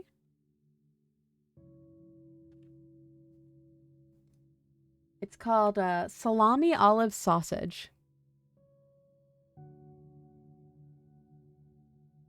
There was nothing special about the pizza place where I worked. It offered your run-of-the-mill dough, strategically covered in enough grease to trick your mind into thinking it actually tasted good. There was nothing glamorous about the job. I didn't get to make great discoveries or save lives, but it was a job that paid the bills. Bills. My rent was due tomorrow. My gut clenched, reminding me of my account balance. My tips tonight would determine if I would be paying it on time or not. I barely heard the screen chime as an order came in. 1 small pizza with salami, olives, and sausage. Simply enough, I thought. I created the artery-killing monster and gave it to the delivery driver, Carl. He glanced down at the address and scoffed. 19 South Street? That's like 2 blocks away. Lazy bastard, couldn't you just walk over for it? Hey, delivery gives better tips. Remember, you owe me half, I said, and wondered if the desperation came through in my voice. Carl turned and waved a hand in the air like a child waving off a nagging mother trying to remind her son to wash behind his ears. He wasn't gone 10 minutes before he was back, pizza box still in hand. Lazy bastard didn't even open the door. I tried calling, no answer. Want to split it? I eyed the pizza. As sick as I was of it, I had barely eaten today. Yeah, sure. What was on it? Salami, olives, and sausages. Never mind, it's all yours. I shrugged and broke the seal on the box. It was a sticker that promised and lied about using only fresh ingredients. I took a bite into the first piece. It was salty, the toppings an overwhelming choice. It felt good in my stomach, filling me up more than my lunch of ramen had. As I walked home that night, the pizza wasn't setting quite as well as it has been. Too much junk, I told myself, not enough food. My stomach turned harder when I saw the flashing lights ahead of me. 5 police cars and an ambulance in front of the small house. My walking slowed as I got closer. A group of people had gathered around the police tape, warded off by the force field of yellow and black lines. I walked to the nearest group of people and motioned towards the house with a nod of my head. An old lady near me sighed. My boyfriend held his girlfriend hostage inside, snapped and killed her when she tried to escape. God rest her soul. She was just a young thing. I looked back at the crime scene, noticing the house number beneath a smear of blood. My breath caught in my throat, and I struggled not to choke. My eyes watered. 19 South Street, the same house that had ordered the pizza. Salami, olives, sausage. SOS chat. SOS captors.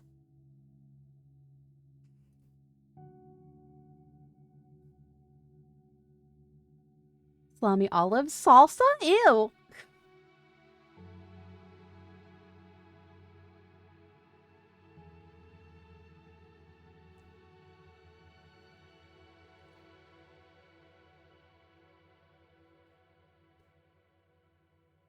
It started with me browsing the curly hair subreddit. My wife always struggled with frizz, so I lurked there to get ideas for a hair care gift package. Holy shit, pause. Before we continue, that's so fucking sweet. Like, imagine, like, your partner or something, like complained about something that was just really small, like, man, my hair's so frizzy, I don't know how to deal with it. And you go to a subreddit and try to figure out how to, like, get something sweet to give them? That's so fucking cute. Anyways, by chance, I saw she'd posted a selfie along with the caption, "The lion's mane behaved itself today." She was sitting across from me in the lounge, eyes fixed on her phone. I clicked on the post and gave it an award. A few seconds later, her face lit up. "Everything okay?" I asked. "Just some funny messages in the group chat," she answered. From there, I stalked her profile daily. Anytime the two of us were in the lounge, I'd award her posts and watch her smile and kick her feet around, excited. This insider information helped me nail her birthday gift, a blanket made from old t-shirts which didn't fit anymore, and gave me ideas for our anniversary. Dinner at a restaurant she'd asked about in our city's local sub. I felt like I turned on a cheat code to our marriage. But after I lost my job, her posts took a turn. She began browsing the marriage relationship advice subs. And after 3 weeks of me bombing countless interviews, she asked for tips over the dead bedrooms. Like I needed a reminder that I couldn't perform. It was hard not revealing I knew she shared intimate details about a relationship with strangers online. But if I told her, she'd just make a new account, and I'd lose my window into her innermost thoughts. Her original post had gained some traction, which meant tons of users asked for an update. Then she posted about how the situation had gotten worse. She wrote about how I now snapped over every little thing, and it even started lashing out. The tension continued to swell. Soon came the ultimate gut punch, a confession post entitled, "I am terrified of my husband." Can you imagine what would have happened if a Reddit user went radio silent after that bombshell? It would have caused a scandal and investigation. Talk about your wake-up calls. I calmed down by cooking a few romantic meals and told her I was deeply sorry for dumping my frustrations on her. I even bought that damn hair care package. This made her post some positive updates. She wrote that although we had a long way to go, things were definitely looking up, that we'd be okay. But the fact is, things aren't okay. And they'll never be okay again, now that I know what she really thinks of me. So I searched for subs as I was still actively participating in. Subs like this one. And then I sat down to write my first ever post. She's sitting opposite of me as I type this. There's a knife under my armchair, and I already know how I'll dispose of the body. Now it's just a case of waiting for her to read my confession and realize what's about to happen. So if you're reading this, Maria, it's time to look up.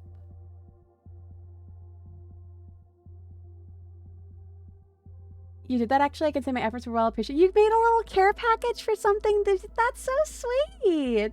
That's so sweet. I think like one of the sweetest things you can do for someone is like show them that you're thinking of them in some way, which doesn't always have to be like a gift, right? Like it can be little things, but it's like, I always remember a little comic of someone like complaining that they can't find their phone charger, or that like their phone charger broke during the day, and then when they come home from work, their partner had gone to the store and gotten them a phone charger. Like little things like that. It's so fucking cute. Why the story have to go bad? Because baby, we're on short, scary stories.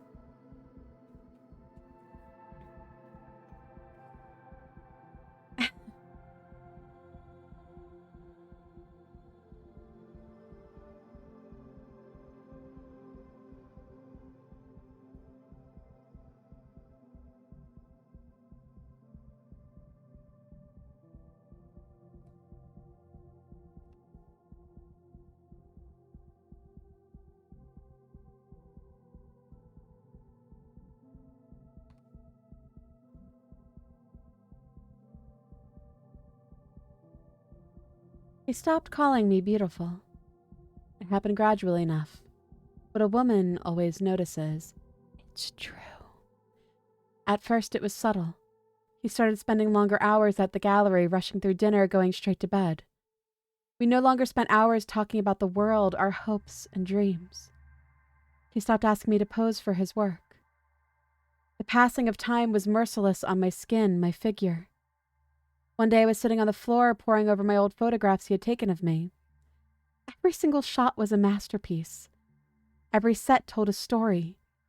He had this way of capturing an instant, a fragment of time, a glance, an emotion, a fashion. I often sat like this, staring at his work for hours. He came home early that day, catching me eyeing that very first candid from his amateur days. "You looked so beautiful, honey," he said.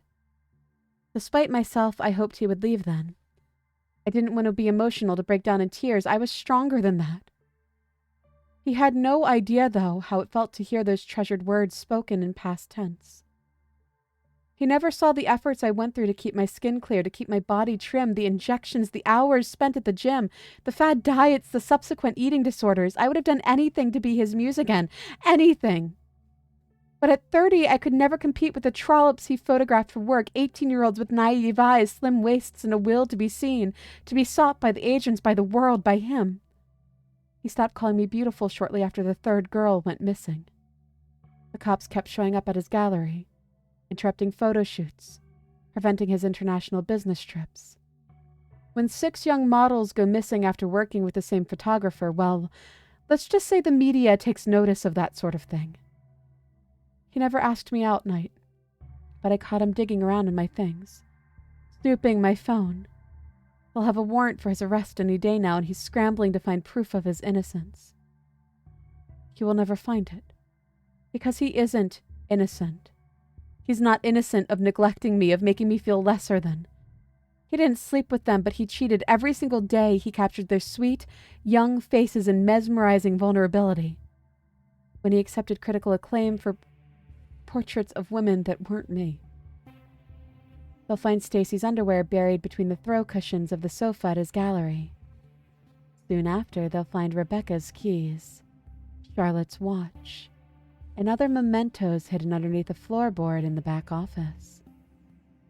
One day, they may even find their decapitated bodies in the river by our favorite picnic spot. But they'll never find the heads.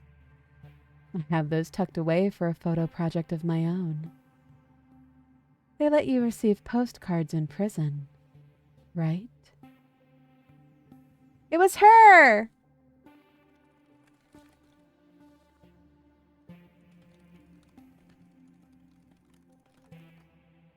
It was her the whole time! So, captors, I probably won't go for too much longer because I realize that speaking for 2 hours hurts. But how would you like this to be like a monthly thing? We could do, yeah? We could absolutely make it a monthly thing. It would be fun. I'm enjoying it. I'm having a weekly thing. When my schedule gets back to like 4 days a week, maybe we can make it like every other week. Let's see. Let's read a couple more before I go.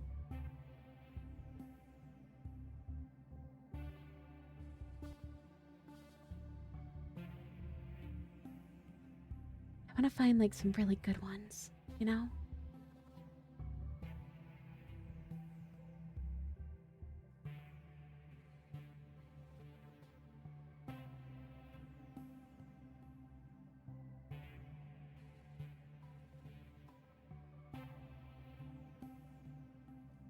I just like reading scary stories. Anyone can read scary stories. I don't hate my sister. Because of all the things I do to Renee, most people would say I hate my little sister. I'm here to set the record straight. Thank you. That's really sweet. I didn't let Renee's cat out the back door because I hate her. Muffins is fine. I've been feeding him behind the shed. I don't flush Renee's medication before she takes them because I hate her. I was pretty panicked when I thought the toilet was going to clog, though. I didn't erase her biology essay because I hate her. She's got to see the cute librarian she's crushing on anyway. I didn't unplug her cell phone before she left the house because I hate her. I unplugged it so that Mom and Dad wouldn't be able to call her. I didn't use the faulty outlet in the living room because I hate Renee. I really don't hate my sister. The fire didn't kill Renee because Renee didn't have to go back for muffins. Renee wasn't sleeping due to her medicine. Renee was at the library doing her report. I didn't let our mom and dad die because I hate my little sister. I did it so that she wouldn't end up buried in the garden, like me.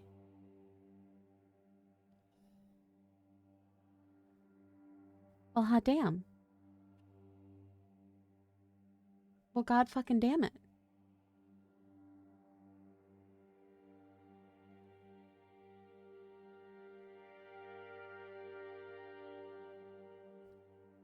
Nobody wants to go near me anymore. People used to like me. They'd sit next to me on a park bench. They'd smile when they saw me. They were completely comfortable bringing their girlfriends and kids around me. Not anymore. Not after that awful murder. Now they cross the street to avoid me. And if they do look at me, it's only with a look of disgust. I wish I could tell them all how sorry I was. Sure, nobody blames me. It's not my fault. They know it wasn't my fault, but now they can't stand to even glance my way. I'm so lonely. God, what I wouldn't give to have someone sit down with lunch for me, or for lunch with me. I took the little things like that for granted for so long. I had to watch him die. They hanged him and left him before he was even dead. I was the one that saw the life leave his eyes, saw the pain and desperation on his face, and I couldn't do a thing to help him. Those terrified eyes will haunt me for the rest of my life. I wanted nothing more than to reach out and save him. Point the police to the murderers and see those awful men put in jail for the rest of their lives. But I couldn't. I'll never be able to. I can't control where my branches bend, and my leaves can only rustle and whisper in the wind. It's a tree.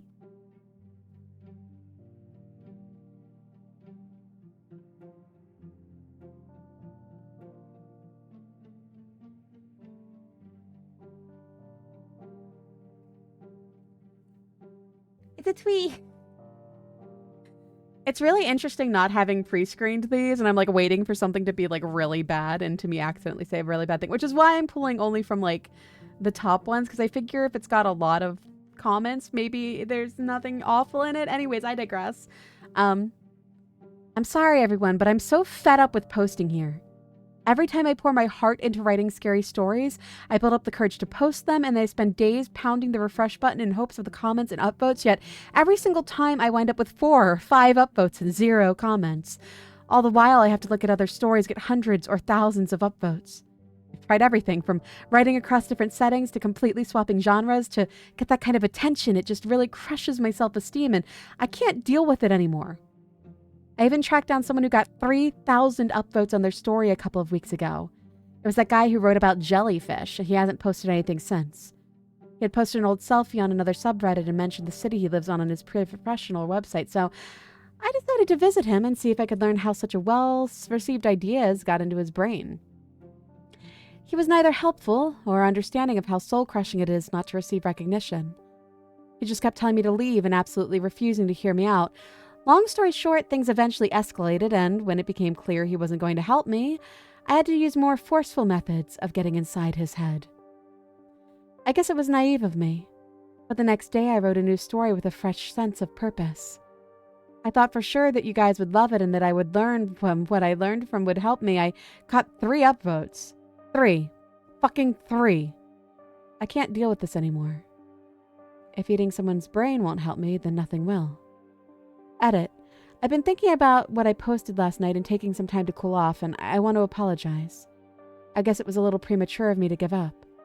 After all, I may be many things, but I'm not a quitter.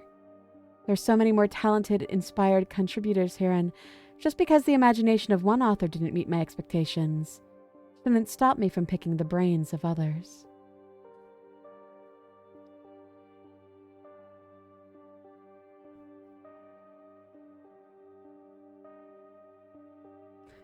While going through Genshin's story. I haven't played Genshin. I played a little when it first came out. Alright, let's do a couple more. Then...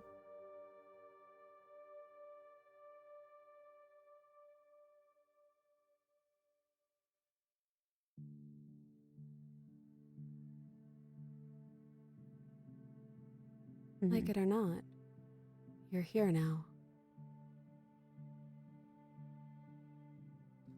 Trying to look through this one. I don't know if this is one I want to read, so I'm just trying to skim it.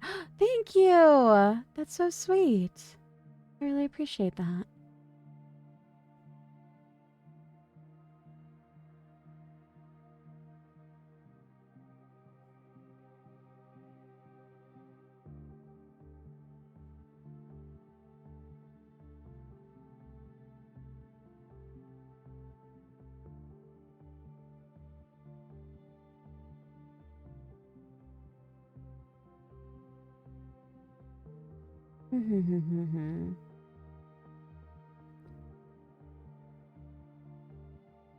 Thank you.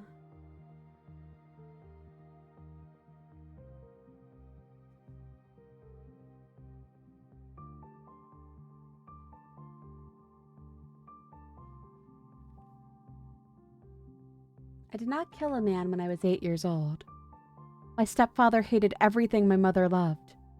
Not just me or her other hobbies, and hell, probably himself too, but everything that made her happy.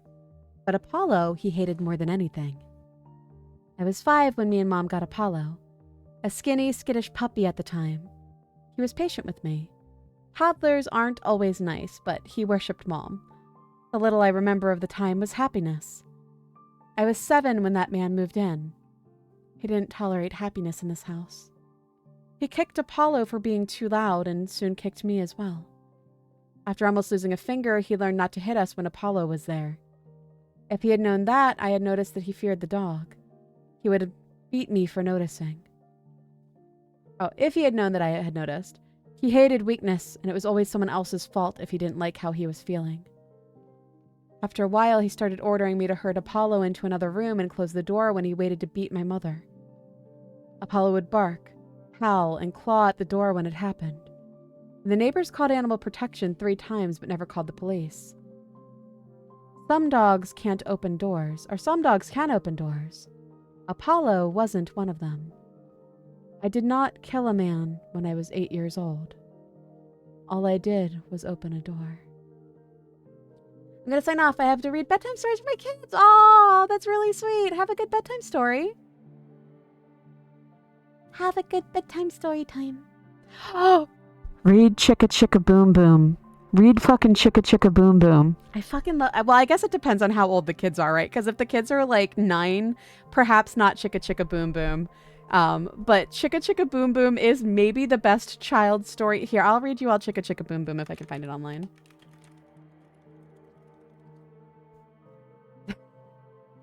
Y'all want to fucking hear Chicka Chicka Boom Boom?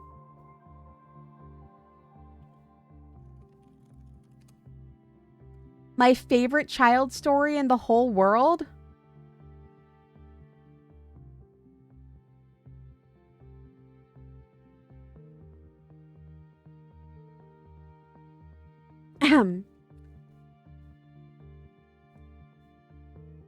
It's really cute.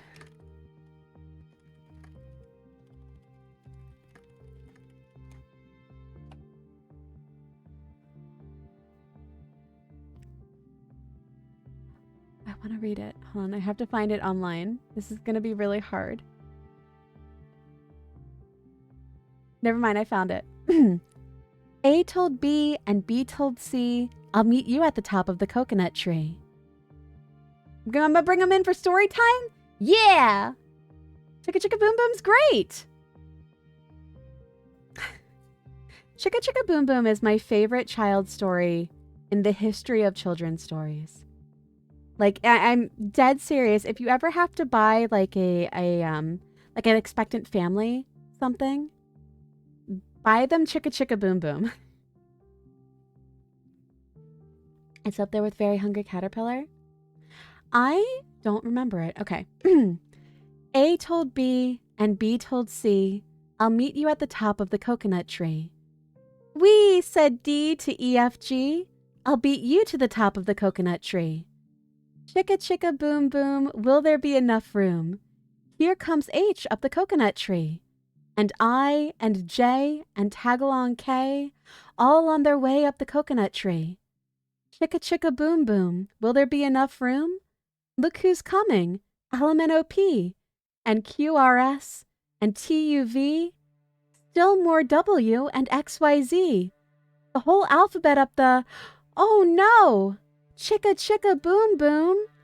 Skit Scat Scoodle Doot Flip Flop Flee, everybody running to the coconut tree. Mamas and papas and uncles and aunts hug their little dears and dust off their pants. Help us up, cried ABC. Next from the pile-up skinned knee D, and stubbed toe E, and patched up F. Then comes G all out of breath. H is tangled up with I. J and K are about to cry. L is knotted like a tie. M is looped. N is stooped. O is twisted alley-oop. Skit Scat Scoodle Doot Flip Flop Flee. Look who's coming, it's Black-Eyed P. QRS and Loose Tooth T. Then UVW Wiggle Jiggle Free. Last to come, XYZ. And the sun goes down on the coconut tree. But Chicka Chicka Boom Boom, look, there's a full moon. A is out of bed, and this is what he said. Dare, double dare, you can't catch me. I'll beat you to the top of the coconut tree. Chicka Chicka Boom Boom. I love that story so much. It's so cute. And there's like the book has the little pictures of all the little alphabets. You're welcome. Of all the little letters, like falling out of the tree. It's really precious. It's really, really cute. I love Chicka Chicka Boom. I'm dead serious. That is my go-to book when whenever anyone I know like is having a kid and they have like a registry or something to send them something, I will send Chicka Chicka Boom Boom. Every single time.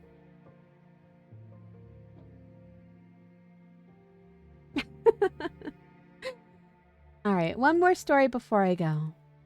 Let's see. Do we want to do a scary story? Or do we want to go a good story? A short horror story or beloved childhood story? I actually don't know what other... I don't think I've ever actually read Goodnight Moon. You'd be a good early childhood education teacher? In my previous world, before I was taken to this one, was going to become one day. But because of the state of schools, I decided not to. And it was a regret of mine. I really liked the idea. I went to school for it.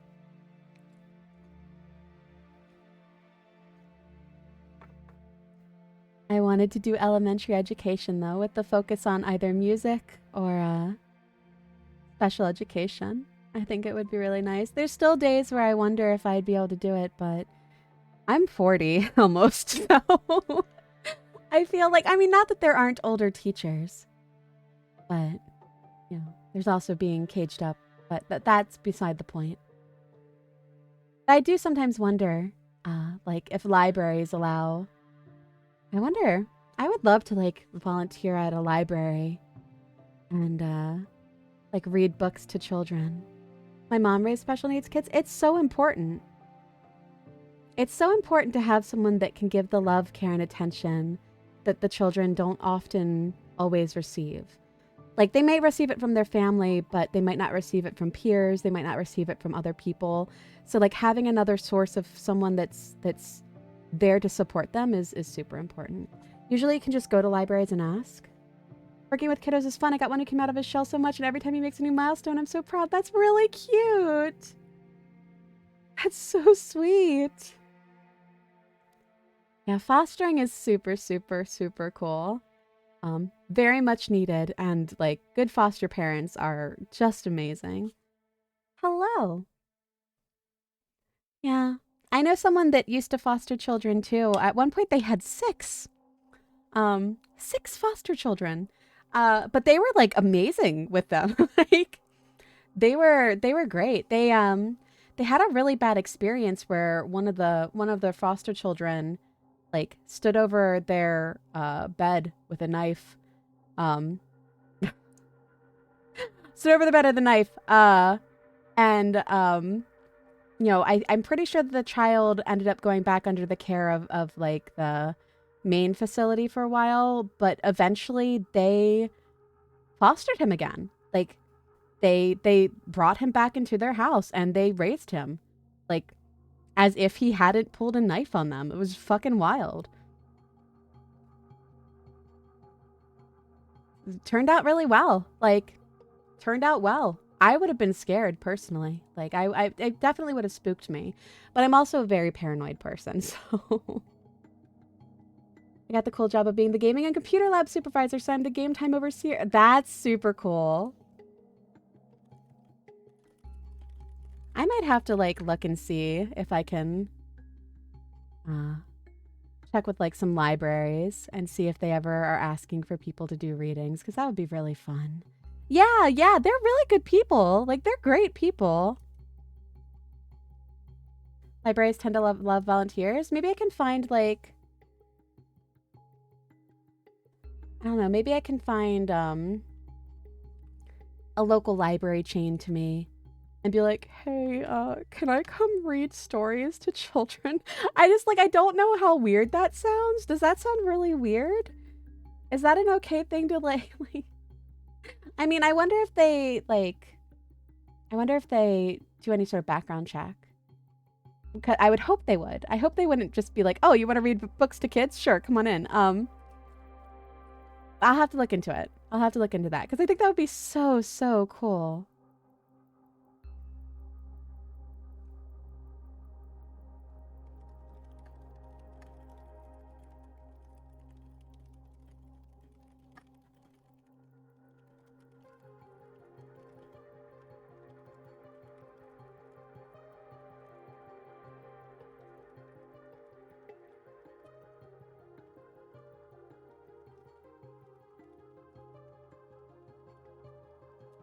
Yeah, I would hope they would bet you a little.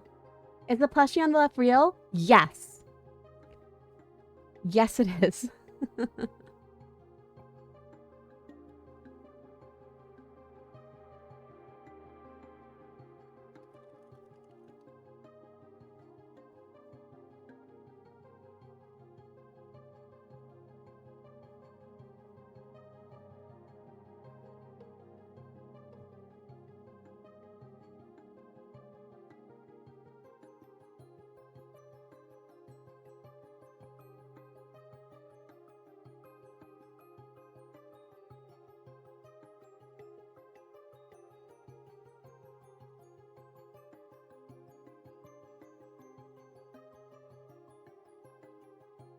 Where can we get one?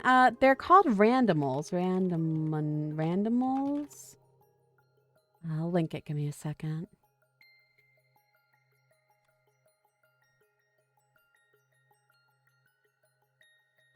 They have plushies. Unfortunately, the Framel. Thank you for the follow. Unfortunately, the Framel, the frog camel, is out of stock. Hork, however, in stock. Also, I do have Huck. You need to make your own randomal on the next art stream. Oh, what would it be a mix of? Hold on. Hold on, captors. What would it be a mix of? Oh gosh, golly, gosh, and golly, gosh, golly, gosh. Also, my monitor is dying, so it's very fun and exciting over here.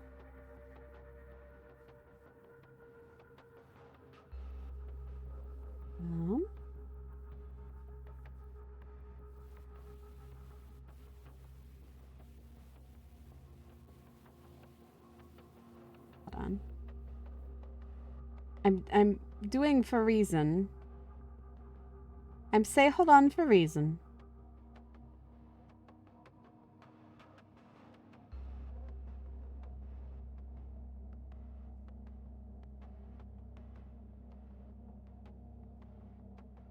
I still need some renovations.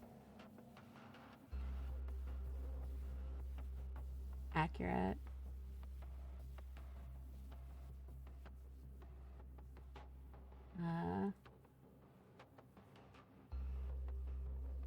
Yeah, you know, you don't gotta see me.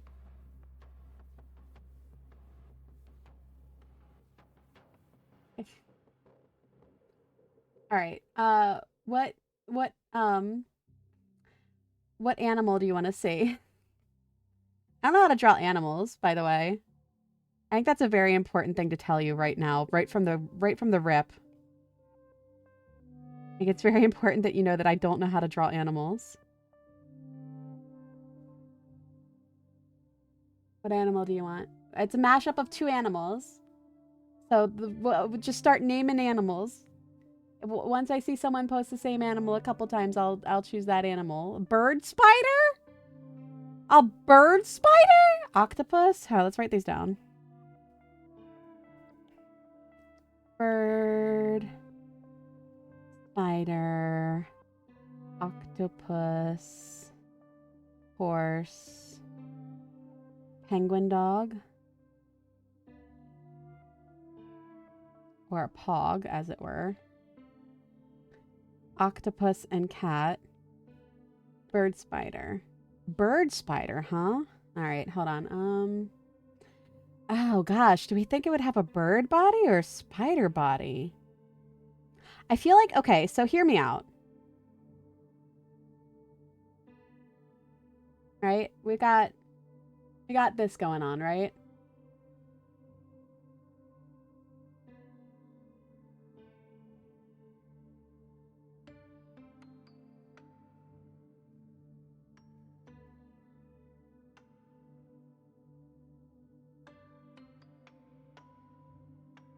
Yeah. Yeah, that's not terrifying. Let's move that over here. Oh god, the background was not white, was it? Huh. The background, not white like I thought it was.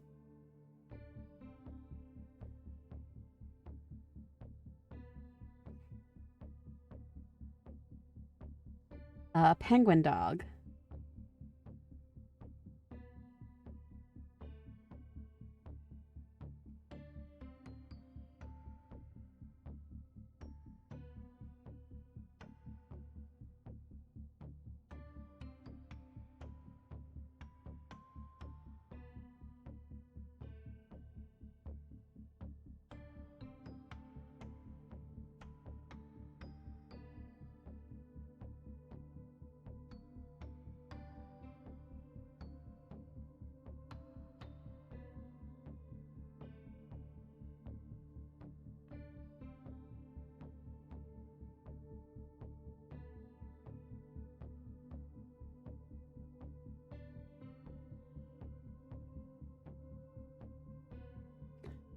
Penguin dog.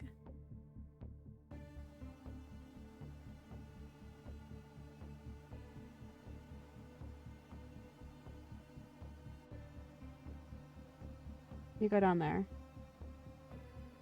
I don't know why the background was like this light purple. We're here now, so.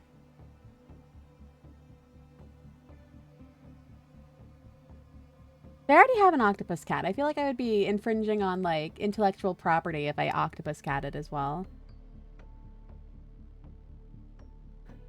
Here, I'll draw you one final thing before I go. Here, we'll do it right. We'll do a drawing guide. We'll do a edit drawing guide, make it symmetry. Make this nice and great.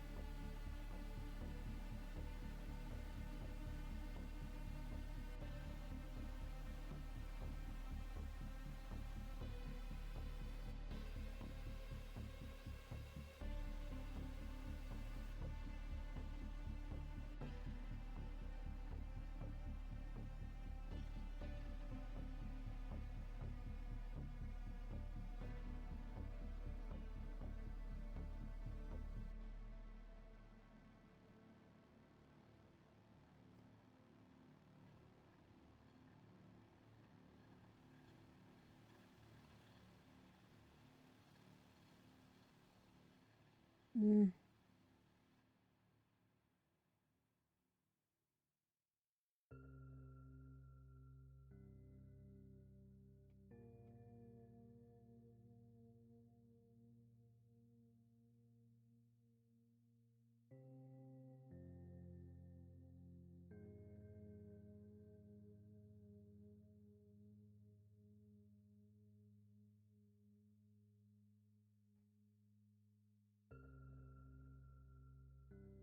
I drew this for you. I drew this for you. Do you love him? He doesn't have all of his hands. Hold on. I drew this for you. Do you like him?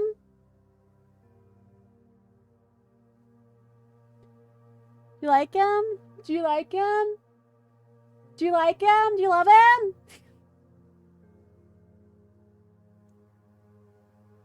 Okay, I'm glad. His presence is indomitable. Good. Good. You better respect this. He watches after you every night.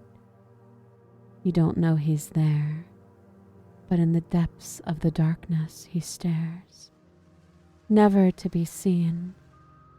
Or is he a figment of your imagination? Or is he real, flesh and blood, beating? Whenever you think your heart is beating so loud you can hear it, is it really that? Or is it him? Somewhere beneath the floorboards, beating louder and louder as your panic increases, never subsiding as you wonder why your heart is racing, why you can hear the beating in your ears, why you can feel it in your throat. Is it just panic? Or is he there, never leaving you alone? A talking doll, now a stalking doll? Nice. I would literally murder someone for a plushie of this thing. I wonder if read that to the children. No. I wonder if I could like, oh man. I wonder how much a prototype of this would be and like how the company would feel when I was gave them this sketch. I was like, yeah, it's a heart with gloves, but the thumbs face up. It's got boots on. And one side has a crown, one side has a cowboy hat, and bloodshot eyes, and he has fangs. Is this okay? Is this all right? All right, one more drawing before I go. What do you want? I'll give him Tim's.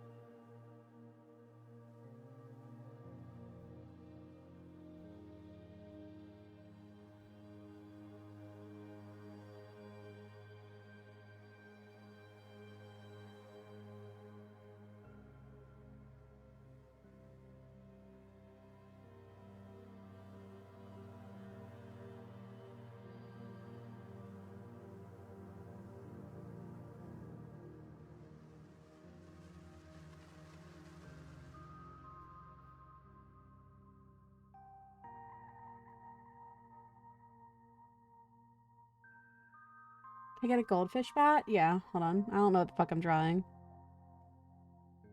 Of course you can get a goldfish bat.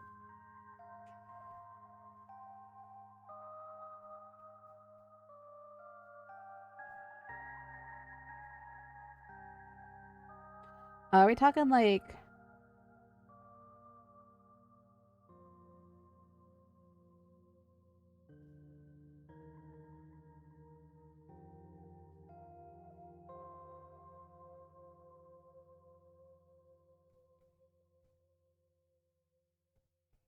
We talking like that?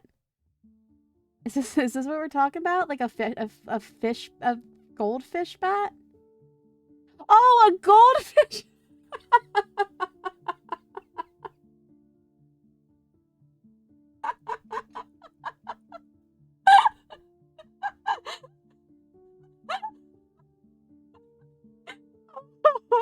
Okay. Yeah, I totally knew what you meant. Yeah, I'm not stupid. Nope, not at all. Not even a little bit dumb. Not dumb at all. I'm not.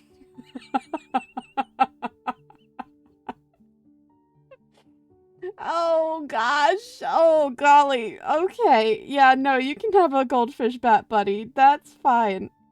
Um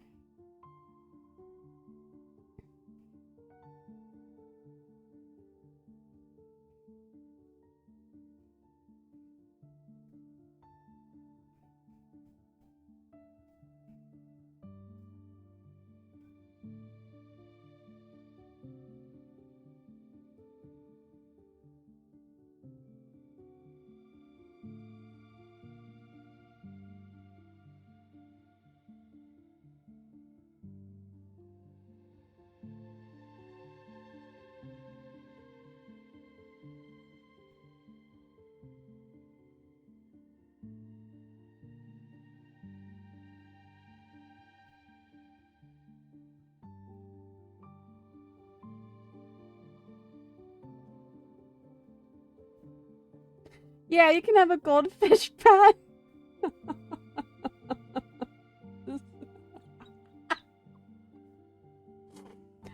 Oh god, I'm so sorry for how stupid I fucking am.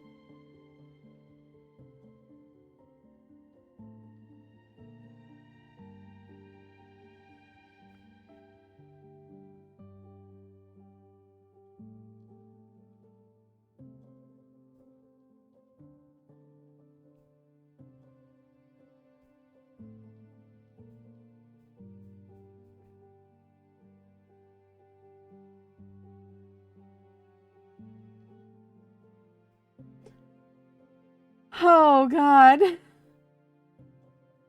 Well, on that note, I'm gonna go. I'm gonna go. On that note.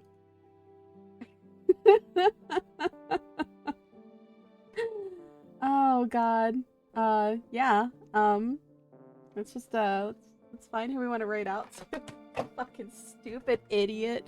Stupid idiot goldfish bat, and I draw a baseball bat? What the hell is wrong with me? Let's use online. I'm excited. We're gonna open up some Hololive, the new Hololive card game, the official card game. It's not the Weiss ones. It's the official card game. Also, knock on wood, all things hopeful. Some Surging Sparks, Pokemon cards, and also some knockoff Pokemon cards called Ice Baby. Oh yay! You're welcome. Is there any way to send fan mail? Yes, actually. I do have a P.O. box. I think, do I have a... I sure don't. Let me see. I do have one. I don't check it very often, but I can. It's in the Discord. P.O. Box 19437, Raleigh, North Carolina, 27619. Let's use online. Goldfish bat. I'm losing my actual mind. Oh, Snoozy's doing a subathon. Why don't we go say hi to Snoozy?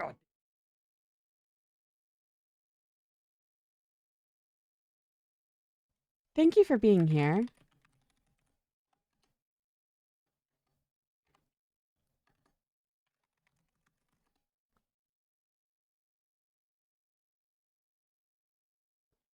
Go say hi to Snoozy. She's playing Raft. And I just witnessed her miss casting to pick something up like 30 times. So that's great. Go say hi to Snoozy.